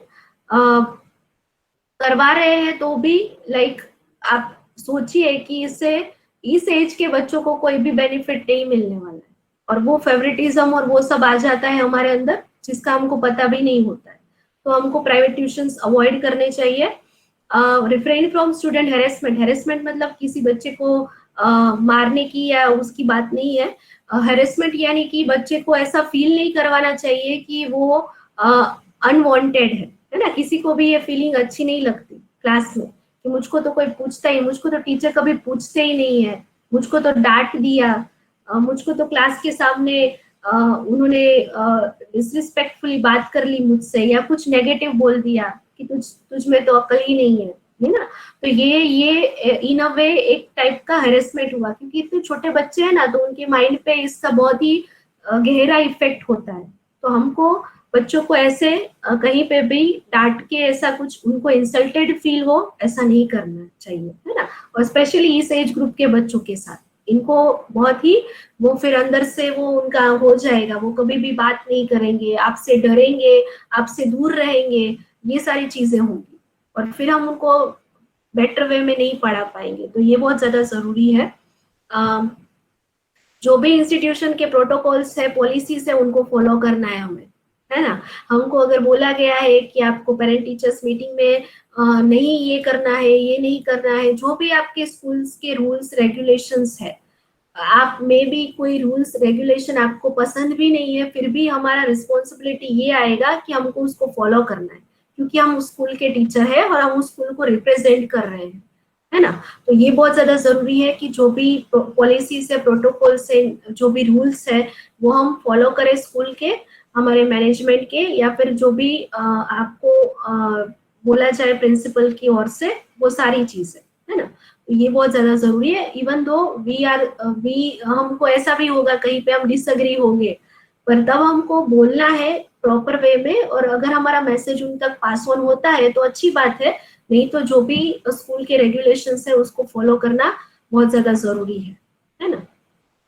ट्रस्ट एंड कॉन्फिडेंशियलिटी मेंटेन करना है, बच्चों का ट्रस्ट का, जो भी मैनेजमेंट है उनका, प्रिंसिपल का, कोई भी कॉन्फिडेंशियल बात है वो कहीं पे बाहर हमारी तरफ से नहीं जानी चाहिए, है ना। आजकल हम सोशल मीडिया में होते हैं, बहुत सारी अलग अलग जगह पे हम बातचीत करते रहते हैं, कहीं पे हमने कॉन्शियसली नहीं पर अनकॉन्शियसली किसी को कोई कॉन्फिडेंशियल बात बता दी स्कूल की, तो ऐसा नहीं होना चाहिए, है ना, ये हमको ध्यान में रखना है। पेरेंट्स इंटरेक्शंस बहुत ज्यादा जरूरी है। मे बी बहुत सारे पेरेंट्स ऐसे होंगे जो सामने से क्वेश्चन करेंगे, कुछ पेरेंट्स ऐसे होंगे जिनको कोई फर्क नहीं पड़ता बच्चे क्या पढ़ रहे हैं, उनको तो ऐसा लगता होगा कि अभी प्ले ग्रुप या नर्सरी में ही है ना, तो वहां पे तो जाके बच्चे खेलते होंगे और क्या सीखते होंगे, पर खेलते खेलते भी बच्चे बहुत कुछ सीखते हैं। ये आगे के हमारे बहुत सारे मॉड्यूल्स हैं, आगे के जो भी ट्रेनिंग सेशंस है उसमें सब कुछ आएगा। तो पेरेंट्स इंटरेक्शन हमको रखना है, पेरेंट्स के बच्चे का जो भी प्रोग्रेस है या फिर उसको कहीं पे प्रॉब्लम है तो वो हमको पेरेंट्स से बातचीत करती रहना बहुत ही जरूरी है, ताकि उनको पता रहे कि उनका बच्चा किस वे में प्रोग्रेस कर रहा है, सीख रहा है। Then follow the dress code and values of the place you represent, ये ऑलरेडी हमने बात की है, जो भी ड्रेस कोड है वो फॉलो करना चाहिए। हमारे कपड़े भी उस हिसाब से होने चाहिए, क्योंकि आजकल के बच्चे सब कुछ ऑब्जर्व करते हैं। किसी दिन आपने अगर नए कपड़े पहने होंगे या नई साड़ी पहनी होगी तो वो उनको पता चल जाएगा कि टीचर आज तो आपने न्यू क्लोथ्स पहने हैं, क्योंकि वो ऑब्जर्व करते हैं, है ना। तो हमारा ड्रेस कोड उस हिसाब से होना चाहिए, जो भी स्कूल का डिसाइडेड है या फिर स्कूल का डिसाइडेड नहीं है तो भी हमें प्रॉपर वे में ड्रेसिंग करना है। Okay, next is time management. तो टाइम मैनेजमेंट भी बहुत ज्यादा इंपॉर्टेंट है। Dwija next slide. हाँ, हम अगर अपना डे ऑर्गेनाइज नहीं करेंगे तो पूरा दिन क्या है, हमको वो एक के बाद एक के बाद एक के बाद एक भागते रहना पड़ेगा। तो बहुत ही ज्यादा जरूरी है एज अ फैसिलिटेटर हमको अपना डे ऑर्गेनाइज करना।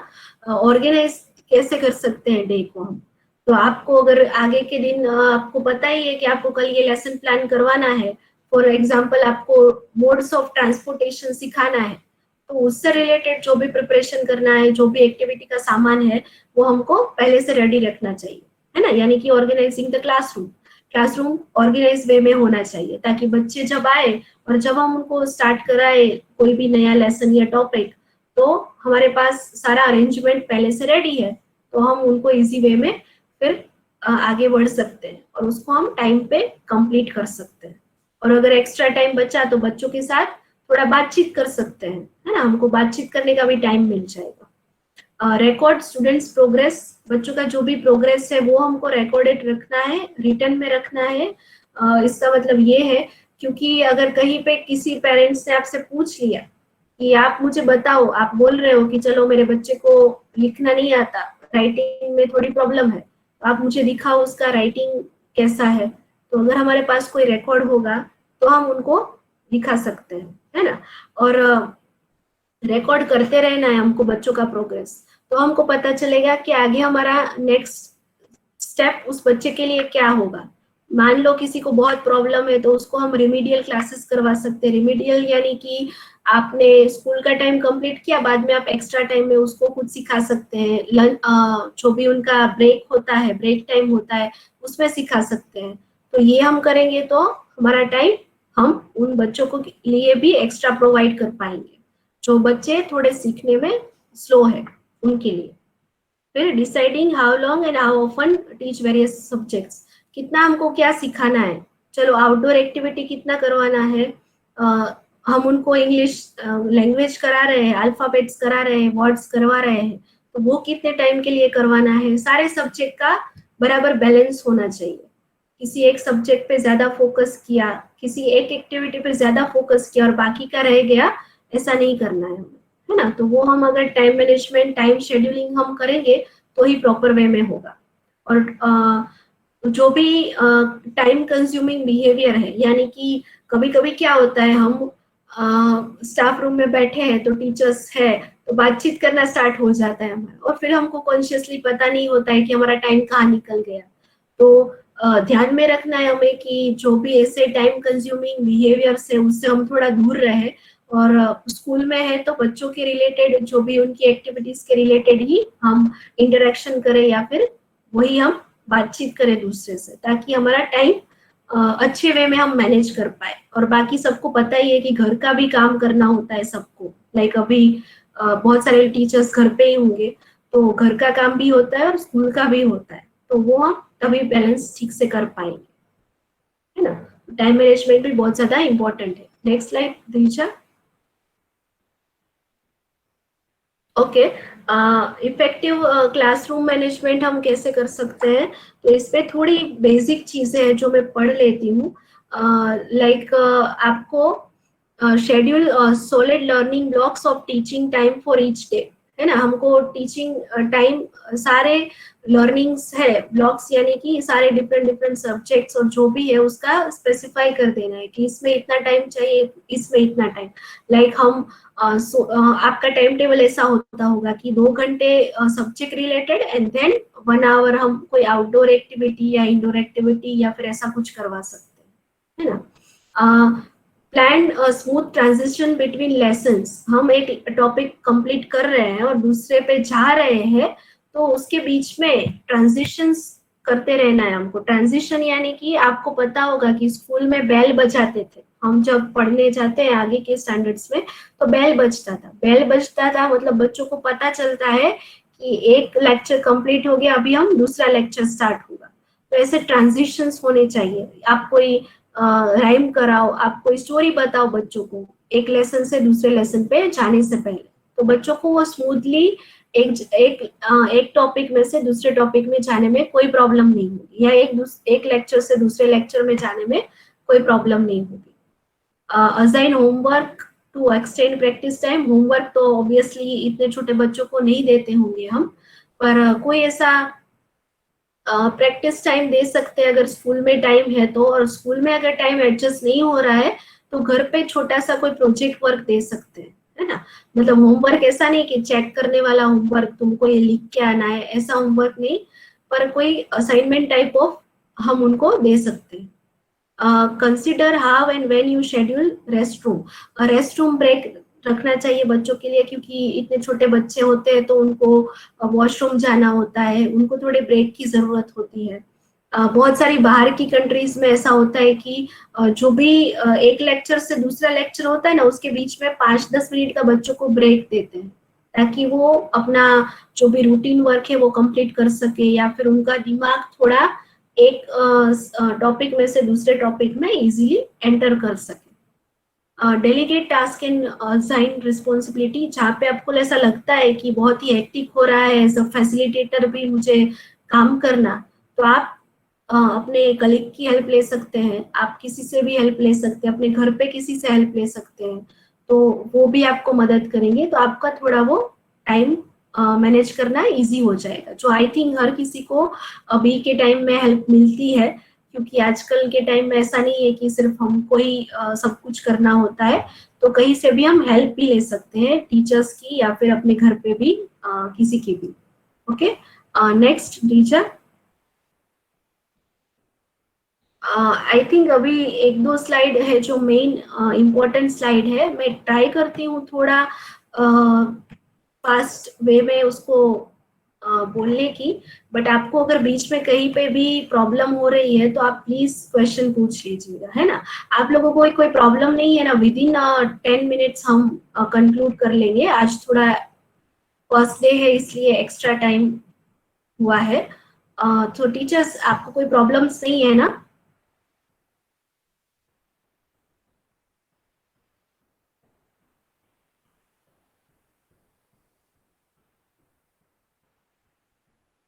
Teachers no, okay okay okay. और कल से प्लीज ट्राई कीजिएगा थोड़ा जल्दी ज्वाइन करें आप लोग, क्योंकि तो फिर हम टाइम पे कंप्लीट कर सकते हैं, है ना। और जो भी हमारा थोड़ा डिस्कशन भी ज्यादा हो सके इसलिए, है ना। ओके, सो अगर हमको इफेक्टिव वे में फैसिलिटेट करना है तो क्या करना होगा, वो सारी थोड़ी टिप्स एंड ट्रिक्स है यहाँ पे कि हम क्या कर सकते हैं, और ये सब भी आपको यहाँ पे 10 पॉइंट दिए, इसका मतलब ये नहीं है कि 10 के 10 पॉइंट आपको फॉलो करने हैं। आप अपने हिसाब से, आपका मैनेजमेंट जो परमिशन देता है, आपके क्लासरूम में आपके बच्चों के साथ जो भी पॉसिबल है उस हिसाब से हमको करना है। पर ये एक आपको ब्रॉड व्यू है कि आप क्या क्या कर सकते हैं, है ना, क्या क्या नया नया हम ला सकते हैं। तो पहला है change the mindset, facilitating is learning despite apparent noise and mess. हमको क्या लगता है जो क्लासरूम सबसे ज्यादा शांत है वही सबसे बेस्ट क्लास है, पर ऐसा नहीं होता।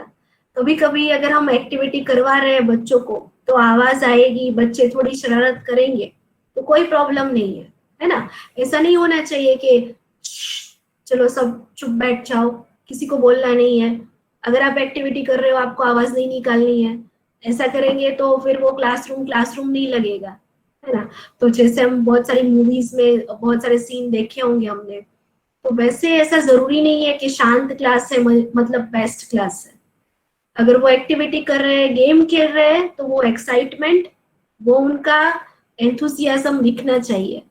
थोड़ा आवाज हो रहा है तो चलेगा, उसमें कोई प्रॉब्लम नहीं है ना। तो शांत क्लास मतलब अच्छा क्लास, ऐसा नहीं है। तो वो माइंडसेट हमको चेंज करना है सबसे पहले। तो बच्चे सीखेंगे तो थोड़ी आवाज होगी, थोड़ा इंटरेक्शन होगा, थोड़ा उनका एक्टिवनेस हमको दिखेगा, तो ये बहुत ज्यादा जरूरी है। तो अगर हमको ऐसा लगता है कि हमारा शांत क्लास और सबसे बेस्ट क्लास है, तो इस एज ग्रुप के बच्चों के लिए बिल्कुल ही रॉन्ग है ना। तो आवाज करने दो उनको, जहाँ पे उनको खेलना है उनको खेलने दो, वो सीखेंगे इस चीज से। तो ये बहुत ज्यादा जरूरी है। तो ये माइंडसेट पहले तो चेंज करना पड़ेगा हमें कि शांत क्लास बेस्ट क्लास नहीं होता। शांत क्लास ऐसे भी क्लास होते हैं जहाँ पे सिर्फ वन वे टीचर बोल रहे हैं और बाकी बच्चे को किसी को कोई अंडरस्टैंड तो हो नहीं रहा है, पर वो सिर्फ बैठे बैठे ऐसे ही सुन रहे हैं, उनके दिमाग में कुछ जा नहीं रहा है ना। तो ये पहले माइंडसेट बदलना होगा। Second, catching up with students prior knowledge. उनका प्रायर नॉलेज क्या है वो चेक करो, उनको क्या आता है ये पहले जानो। थ्री ईयर के हुए और क्लास में आए तो चलो भाई, मे भी किसी के पेरेंट्स ने बच्चों को बहुत कुछ सिखाया है या उन्होंने खुद से सीखा है, तो उनका प्रायर नॉलेज भी हमको चेक करना पड़ेगा। बाद में हम उनको कुछ नया दे सकते हैं, है ना। जो उन्होंने सीखा है वही देंगे तो कोई मतलब नहीं है ना। Then be flexible. अगर बच्चे को आता है, मान लो हमको जो आता है वही हमको कोई बोल रहा है, तो हमारा उसमें ध्यान ही नहीं रहेगा, ये तो हमको आता है ऐसा लगेगा, है ना। इसलिए बी फ्लेक्सिबल, बच्चों के साथ फ्लेक्सिबल होना है हमें टाइम के मैटर में, या फिर ऐसे स्ट्रिक्ट टीचर हम ऐसे क्लासरूम में खड़े रहेंगे तो बच्चे हमसे बातचीत करने में भी डरेंगे। तो कहीं पे हमको उनके साथ में बैठ जाना है, उनको एक्टिविटी करने में ज्यादा टाइम लग रहा है तो ज्यादा टाइम देना है उनको, कहीं पे हम थोड़ा अपना रीशेड्यूलिंग कर लेंगे फिर से। तो फ्लेक्सिबल होना पड़ेगा हमको एज अ टीचर, क्योंकि बच्चे फ्लेक्सिबल ही होते हैं आजकल के, है ना। Be creative and up to date, no strict to strict curriculum. यही करवाना था आज। तो अभी बच्चों ने आवाज की, बच्चों ने शरारत की इसलिए हुआ नहीं, तो अभी कल मैं इनको पनिश करूंगी, तो ऐसा स्ट्रिक्ट बिहेवियर नहीं चलेगा। अगर नहीं हुआ है तो हमको कल करवाना है, हम उसको कैसे इफेक्टिव वे में थोड़े टाइम में कंप्लीट कर सके, इसके ऊपर हमारा फोकस होना चाहिए। बच्चों को हमको ब्लेम नहीं करना है अगर कोई हमारा शेड्यूल के हिसाब से नहीं जा रहा है तो, है ना। फाइंड इंटरेस्टिंग मटेरियल और डिफरेंट टेक्निक्स हम यूज कर सकते हैं। नई रिसोर्सेज यूज करें। बच्चों को नए रिसोर्सेज से क्या है, उनका सेंसरी मोटर स्किल डेवलप होता है। अलग अलग रिसोर्सेज, इनसे उनको नया कुछ सीखने को भी मिलता है, तो ऐसे रिसोर्सेज हमको यूज करने चाहिए। देन ये बात हो गई आगे। आई थिंक रिस्पेक्ट, स्टूडेंट को रिस्पेक्ट करना है, क्योंकि every child is different and special. हर कोई एक बच्चा एक जैसा नहीं होगा, हम हर कोई एक जैसे नहीं है, इसलिए, है ना। कोई शाय होगा, कोई हाइपर एक्टिव होगा, कोई एवरेज है, उसको सब कुछ आप जैसे करोगे वैसे करेगा। कोई है जिसको जो आप बोलोगे वो नहीं करना है, अपने हिसाब से ही करना है। तो सारे बच्चे अलग अलग हैं और वो सारे स्पेशल है, सारे डिफरेंट है। तो ये हमें याद रखना है। लिसन एक्टिवली, बच्चों को शांति से सुनो। कभी कभी सिर्फ सुनना ही जरूरी होता है बच्चों के लिए। आजकल के टाइम में वर्किंग पेरेंट्स होते हैं, मतलब हस्बैंड वाइफ दोनों काम कर रहे हैं, बच्चों को टाइम नहीं मिल रहा है, तो उनको कोई सुन नहीं रहा है। तो एज अ टीचर अगर हम उनको सुनेंगे तो उनको बहुत सारी चीजें, अपनी प्रॉब्लम से वो हमसे शेयर करने का मौका मिलेगा। तो हमको सुनना है। वो कैसे भी स्टूपिड क्वेश्चन क्यों ना पूछे, मान लो पूछ लिया कि स्काई ब्लू क्यों होता है मैम, तो हमको तो ये लगेगा कि ये कैसा क्वेश्चन है, स्काई तो ब्लू ही होता है ना, उसमें कोई हम थोड़ा चेंज कर सकते हैं। तो पर ऐसे कोई भी क्वेश्चन है तो उनको शांति से सुनना है, उनको हमको आंसर करना है। Show students you love them बहुत ज्यादा जरूरी है। उनको लगना चाहिए कि आप उनको अप्रिशिएट करते हैं, उनसे प्यार करते हैं। ऐसा जरूरी नहीं है कि प्यार करना मतलब आपके वो बिहेवियर में रिफ्लेक्ट होना चाहिए। आप कितना केयर करते हो उससे बच्चों को पता चलता है that you love them. Determine the right leading questions. ऐसे क्वेश्चंस हमको राइट वे में जहाँ पे ले जाए वैसे क्वेश्चंस बच्चों को देने हैं या फिर उनसे क्वेश्चंस निकलवाने हैं, ये बहुत ज्यादा जरूरी है। ऑनगोइंग प्रोफेशनल ट्रेनिंग, ऐसी ट्रेनिंग ये तो एक बार हम कर रहे हैं माँ फाउंडेशन की तरफ से ट्रेनिंग आपके लिए। आपको इन फ्यूचर भी कहीं पे भी बहुत सारे सेमिनार्स होते हैं, वर्कशॉप्स होते हैं, तो ऐसी ट्रेनिंग आप लेते रहिए। बहुत ही अलग अलग चीजों पे ट्रेनिंग होती है। स्टोरी टेलिंग पे स्पेशल ट्रेनिंग होती है, पपेट्स का कैसे हम यूज करें उसके ऊपर स्पेशल ट्रेनिंग होती है। तो ऐसी सारी ट्रेनिंग्स भी हमको अटेंड करते रहना चाहिए ताकि हम अपडेटेड रहें। Okay, next slide Richa. Okay, थोड़ी अवॉइडेबल मिस्टेक्स जो हमको नहीं करनी है, दूर रहना है इससे, तो ये है कि हम 60% अपना टाइम बोलने में देते हैं, मतलब हम ही बोलते हैं, स्टूडेंट्स कम बोलते हैं।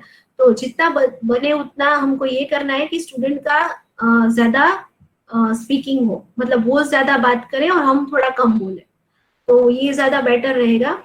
बहुत ज्यादा वर्कशीट और पेपर्स नहीं फिलअप करवाने बच्चों को, क्योंकि अभी उनका हैंड राइटिंग इतना स्ट्रांग नहीं हुआ होता है। तो जितना पॉसिबल है उतना बातचीत करके, कन्वर्सेशन से, या फिर जो भी दूसरे तरीके है, एक्टिविटीज है, उससे हम अगर उनको असाइन करें कुछ भी टास्क तो ज्यादा बेटर है। उनको पेपर वाले काम ही नहीं देने हैं, सिर्फ वर्कशीट्स कम फिलअप करवानी चाहिए जो आज के बच्चे हैं उनसे। असाइन फन प्रोजेक्ट, ये बात हुई है हमारी ऑलरेडी। पेरेंट्स को इन्वॉल्व करना है, प्रोग्रेस जो भी है बच्चों का उसमें।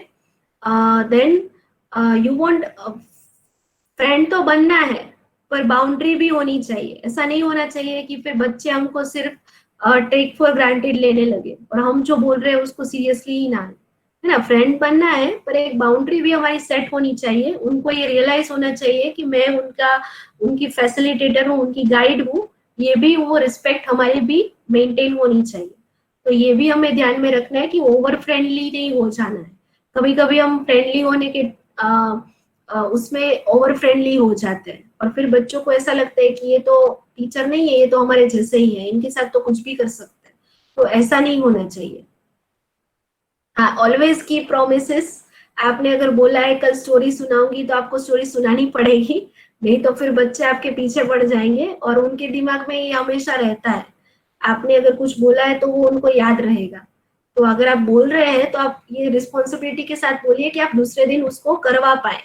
तो वही बोलना है हमको। प्रोमिसेस अगर कर रहे हैं तो अपनी प्रोमिसेस रखना है। डिसिप्लिन मेंटेन करने के लिए डांटने के अलावा के जो भी पॉजिटिव हम वे सोच सके वो ज्यादा बेटर है। पॉजिटिव वे में जो भी हम बच्चों का डिसिप्लिन मेंटेन कर सके, तो ये हमको ध्यान में रखना है। उनको डांटना नहीं है डिसिप्लिन रहने के लिए, पर कुछ ऐसा पॉजिटिव करे कि बच्चे खुद से ही वो डिसिप्लिन मेंटेन करे। तो ये हमको सोचना पड़ेगा, है ना। Next slide Lisa. I think this is the, हाँ, ये कैरेक्टरिस्टिक्स है 21st सेंचुरी टीचर के। थोड़ा हम इस पे डिटेल में नहीं जाएंगे क्योंकि आई थिंक जो नहीं आया है वही मैं बोलूंगी यहाँ पर। गो ग्लोबल, मतलब जहाँ से भी, इंटरनेट में से भी या किसी अच्छे टीचर से भी, जहाँ से भी हमको सीखने मिल रहा है वहां से हमको सीखना है। क्योंकि आज की जनरेशन के लिए हम जो पहले पढ़ाने के जो भी ट्रेडिशनल वे थे वो नहीं चलेंगे आज के टाइम में। तो जहाँ से भी सीखने मिल रहा है अच्छी स्ट्रेटजीज वो हमें सीखनी चाहिए, इम्प्लीमेंट करनी चाहिए।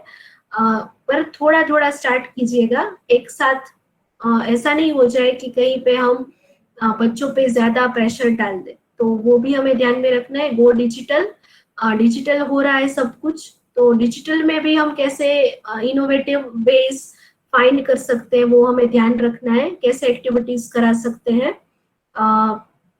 क्रिएट लर्नर सेंट्रिक क्लासरूम, अपने बच्चों को ध्यान में रख के सारी स्ट्रेटेजीज बनाइए, ये बहुत ज्यादा जरूरी है। उसमें क्रिएटिविटी लाइए, इनोवेशन लाइए, कुछ जो हम पुराने तरीके से करवा रहे हैं वही नहीं, उसमें कुछ नया कैसे कर सकते हैं वो हमें ध्यान में रखना है। कीप लर्निंग, ये बात हुई है ऑलरेडी। और ब्लॉग, आप ब्लॉग भी पढ़ सकते हैं, या फिर आपको कहीं से कुछ अच्छा, ब्लॉग यानी कि कुछ अच्छा कहीं से जानने को मिल रहा है, वहां से भी हम कुछ सीख सकते हैं। तो ये सारी चीजें हैं जो 21st सेंचुरी टीचर्स में होनी चाहिए, है ना। तो जहाँ पे हमारा कुछ ना कुछ, इसमें से बहुत सारी चीजें आपके अंदर ऑलरेडी है, पर कहीं ना कहीं हमको उसको थोड़ा एनहांस, थोड़ा उसको इम्प्रूव करने की जरूरत है ना। ओके, नेक्स्ट स्लाइड दीजा। This is the, I think, last slide. Science, you are a great teacher. तो साइन क्या है ग्रेट टीचर के? चिल्ड्रंस को हमको डायग्नोसिस की तरह से नहीं देखना है। डायग्नोसिस यानी कि हम क्या देखते हैं बच्चों में, ये बच्चा होशियार है, ये बच्चा स्लो है, ये बच्चा बहुत ही शरारती है। तो हमको चाइल्ड को सिर्फ चाइल्ड के हिसाब से देखना है, उनकी प्रॉब्लम्स के हिसाब से, या उनके जो भी कैरेक्टरिस्टिक्स है उसको डायग्नोसिस में नहीं डालना है, मतलब उसको जज नहीं करना है ना। जैसा भी है बच्चा वैसा ही है, और बच्चे अलग ही होते हैं, सारे अलग होते हैं। आपको मुझसे ज्यादा पता होगा क्योंकि आप लोग क्लासरूम में उनको पढ़ाते हैं। तो ये हमें याद में रखना है कि वो बच्चे हैं, वो शरारत करेंगे, वो मस्ती करेंगे, वो कभी कभी बात नहीं मानेंगे, उनका मूड स्विंग भी होगा, वो स्मार्टनेस भी दिखाएंगे कहीं कहीं पे। तो ये सारी चीजें होंगी। You see your class as individuals. हमको इंडिविजुअल हर बच्चे पे फोकस करना है, कहीं पे कोई बच्चा हमसे छूट ना जाए, उस पर ध्यान रखना है हमें। अगर एक ही कोने में एक बच्चा बैठ रहा है और हम उस पर कोई काम नहीं करेंगे तो एज अ टीचर हमने कहीं पे अपनी रिस्पॉन्सिबिलिटी नहीं ठीक से निभाई है। तो ये हमें ध्यान में रखना है। फ्लेक्सिबल क्रिएटिव की बात हो गई है। सेंस ऑफ ह्यूमर, फेस पे एक स्माइल होना चाहिए जो भी है सिचुएशन। घर पे मान लो कोई प्रॉब्लम हुई है, क्लास में बच्चे शरारत कर रहे हैं, पर हमारा फेस पे वो स्माइल और वो जो भी लाइव हम रह सके जितना भी, वो बहुत ज्यादा जरूरी है। गुस्से के एक्सप्रेशन आए उससे अच्छा है स्माइल, या फिर जो भी केयर है वो हमारे एक्सप्रेशंस में दिखना चाहिए। You deal with upset kids, clueless administrator and parents.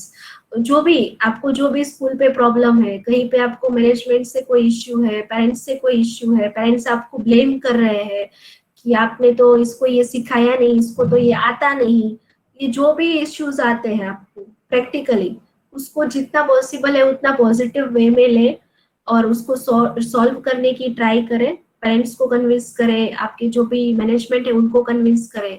आपको किसी टीचर्स के साथ कोई प्रॉब्लम है तो उसको शॉर्ट आउट करने का ट्राई करें। तो उसको पॉजिटिव वे में हमको लेना है। अपने जॉब से प्यार करना बहुत ज्यादा जरूरी है। मैं सारे नहीं पढ़ रही हूँ, जो रिपीटेटिव है वो नहीं ले रही हूँ।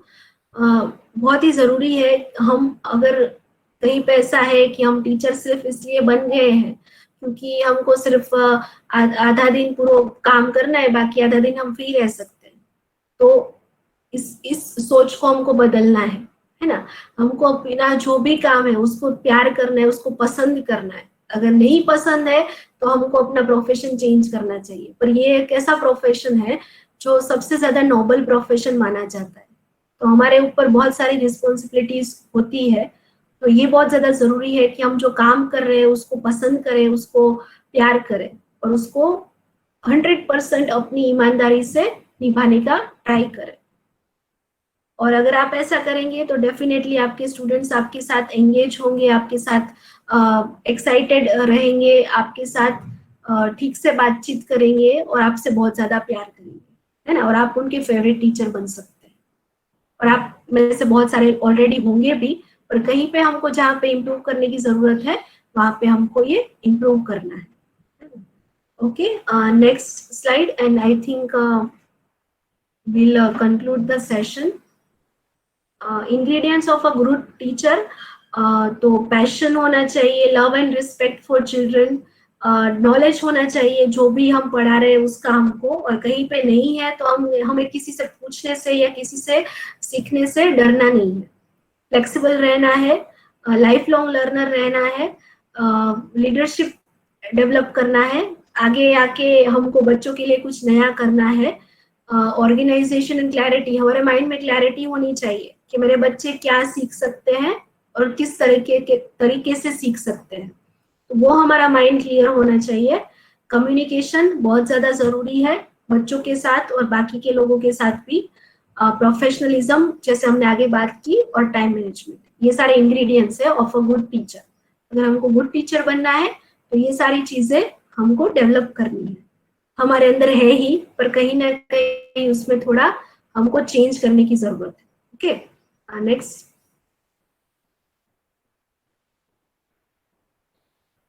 नेक्स्ट स्लाइड दीजिए। ओके, तो आज का हमारा थिंक ये है कि हमको बच्चों को वॉइस को सुनना है, उनको चॉइस देनी है कि आपको क्या करना है आज, चलो आप कर सकते हो, मैं आपको फ्रीडम दे रही हूँ। आज आपको अगर स्टोरी नहीं सुननी है तो आप ये एक्टिविटी कर सकते हैं। तो अगर हम स्टोरी बताने वाले थे और हमको लगा कि बच्चों को स्टोरी में कोई इंटरेस्ट नहीं पड़ रहा है, उनको नहीं मजा आ रहा है, तो हम उनको एक्टिविटी दे दें, चॉइस दे दें उनको, है ना।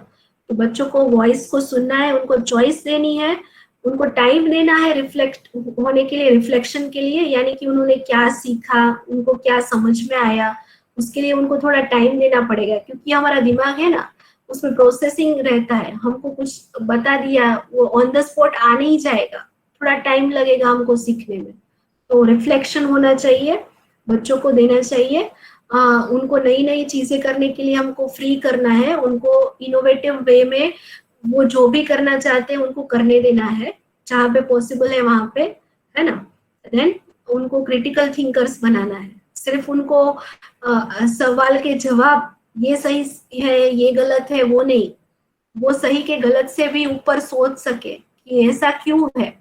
वैसे क्रिटिकल थिंकर्स हमको क्रिएट करने हैं आज के टाइम के हिसाब से, क्योंकि अगर वो स्कूल में से बाहर जाएंगे तो उनको आज के टाइम में बहुत सारी स्किल्स और बहुत ज्यादा नॉलेज की जरूरत पड़ेगी। प्रॉब्लम सॉल्वर्स क्रिएट करने हैं, अपनी प्रॉब्लम खुद सॉल्व कर सके, उनको टीचर डिपेंडेंट नहीं बनाना है हमको, या फिर पेरेंट्स डिपेंडेंट नहीं बनाना है। वो कैसे अपनी प्रॉब्लम खुद सॉल्व कर सके ये हमको उनको सिखाना है। सेल्फ असेसमेंट, अपना खुद का उनको पता हो मुझे कहाँ पे इम्प्रूव करने की जरूरत है।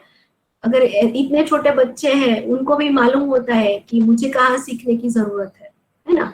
तो उनको अपना खुद का पता होना चाहिए कि मुझे कहाँ पे इम्प्रूव करना है, टीचर ने मुझे ये बोला है मुझे ये करना पड़ेगा, ये उनके दिमाग में होना चाहिए। और कनेक्टेड लर्निंग, लर्निंग कनेक्टेड होना चाहिए रियल लाइफ से, या फिर आप एक टॉपिक करवा रहे हो तो दूसरे टॉपिक से। लर्निंग हमेशा कनेक्टेड होना चाहिए। आप वेजिटेबल्स कराओ, आप शेप्स कराओ, आप कलर्स कराओ, आप फेस्टिवल्स कराओ, जो भी करा रहे हो वो कहीं ना कहीं कनेक्टेड होना चाहिए, तो बच्चों को वो ज्यादा रिलेवेंट लगता है ना।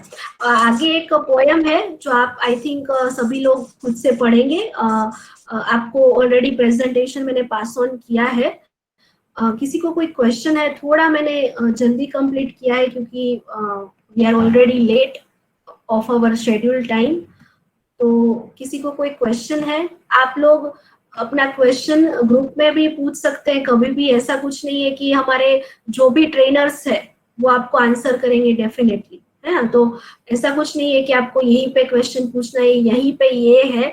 आप कभी भी कोई भी टाइम पे हमको क्वेश्चन पूछ सकते हैं, आपका क्वेरी कुछ भी है आप बोल सकते हैं, है ना। किसी को कोई क्वेश्चन है? Any teachers? किसी को कुछ बोलना है, आपको कुछ ऐड करना है? ऐसा नहीं है कि हम ही बोलेंगे, आपको अगर कुछ अपना एक्सपीरियंस शेयर करना है, आपको अगर कुछ लगता है कि मुझे यहाँ पे ये बताना है तो आप बता सकते हैं, श्योर।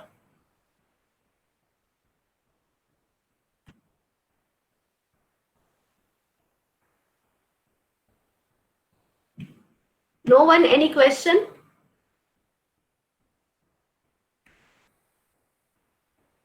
ओके, तो सिर्फ मुझे आप इतना बता दीजिए कि आपको ये समझ में आया कि नहीं कि टीचिंग क्या है और फैसिलिटेटिंग क्या है। हमको टीचर में से फैसिलिटेटर कैसे बनना है, क्यों बनना है, क्यों जरूरी है, ये समझ में आया कि नहीं समझ में आया? चलो, आज का टॉपिक आपको अंडरस्टैंड हुआ या नहीं, ये सिर्फ आप मुझे बता दीजिए, और कुछ नहीं। Yes, ma'am. We understood. Clear हुआ आपको idea? Yes, Yes, ma'am. Yes, ma'am. Okay. और मेरा एक रिक्वेस्ट है कि yes yes ma'am, thank you. एक मेरा रिक्वेस्ट है कि कल थोड़ा जल्दी आप ज्वाइन करें, और जो भी बाकी टीचर्स आपके आज मे बी नेटवर्क इश्यू की वजह से नहीं आ पाए हैं, तो उनसे प्लीज कहे कि वो कंटिन्यूअसली ट्राई करें, जहाँ पे नेटवर्क इश्यू नहीं है वहां पे बैठे और सेशंस अटेंड करें, क्योंकि सारे टॉपिक इम्पोर्टेंट है। एक भी आपने अगर मिस कर दिया तो फिर वो दूसरे टॉपिक के साथ रिलेटेड है, तो ये बहुत ज्यादा जरूरी है कि सारे सेशन सब लोग अटेंड करें, है ना? Okay, so I think Hiral di, Kavita, do you want to add anything? So otherwise we'll end the session and will meet tomorrow. Yes, Neha. I think it's really everything is explained very nicely. So I think Yes. nothing more to add from my side. Okay. Thank you. So I think we'll end the session. Kavita, you want to say anything? No, Neha, everything was fine. Okay. Thank you so much all the teachers. आपने आज मैंने आपका थोड़ा ज्यादा time ले लिया, फिर भी आपने बहुत अच्छे से कोऑपरेट किया। Thank you so much, and please join early tomorrow, so that हमारे जो भी ट्रेनर्स हैं उनको थोड़ा टाइम मिले, आपके साथ ज्यादा बातचीत हो सके, है ना? Okay, thank you so much. Thank you.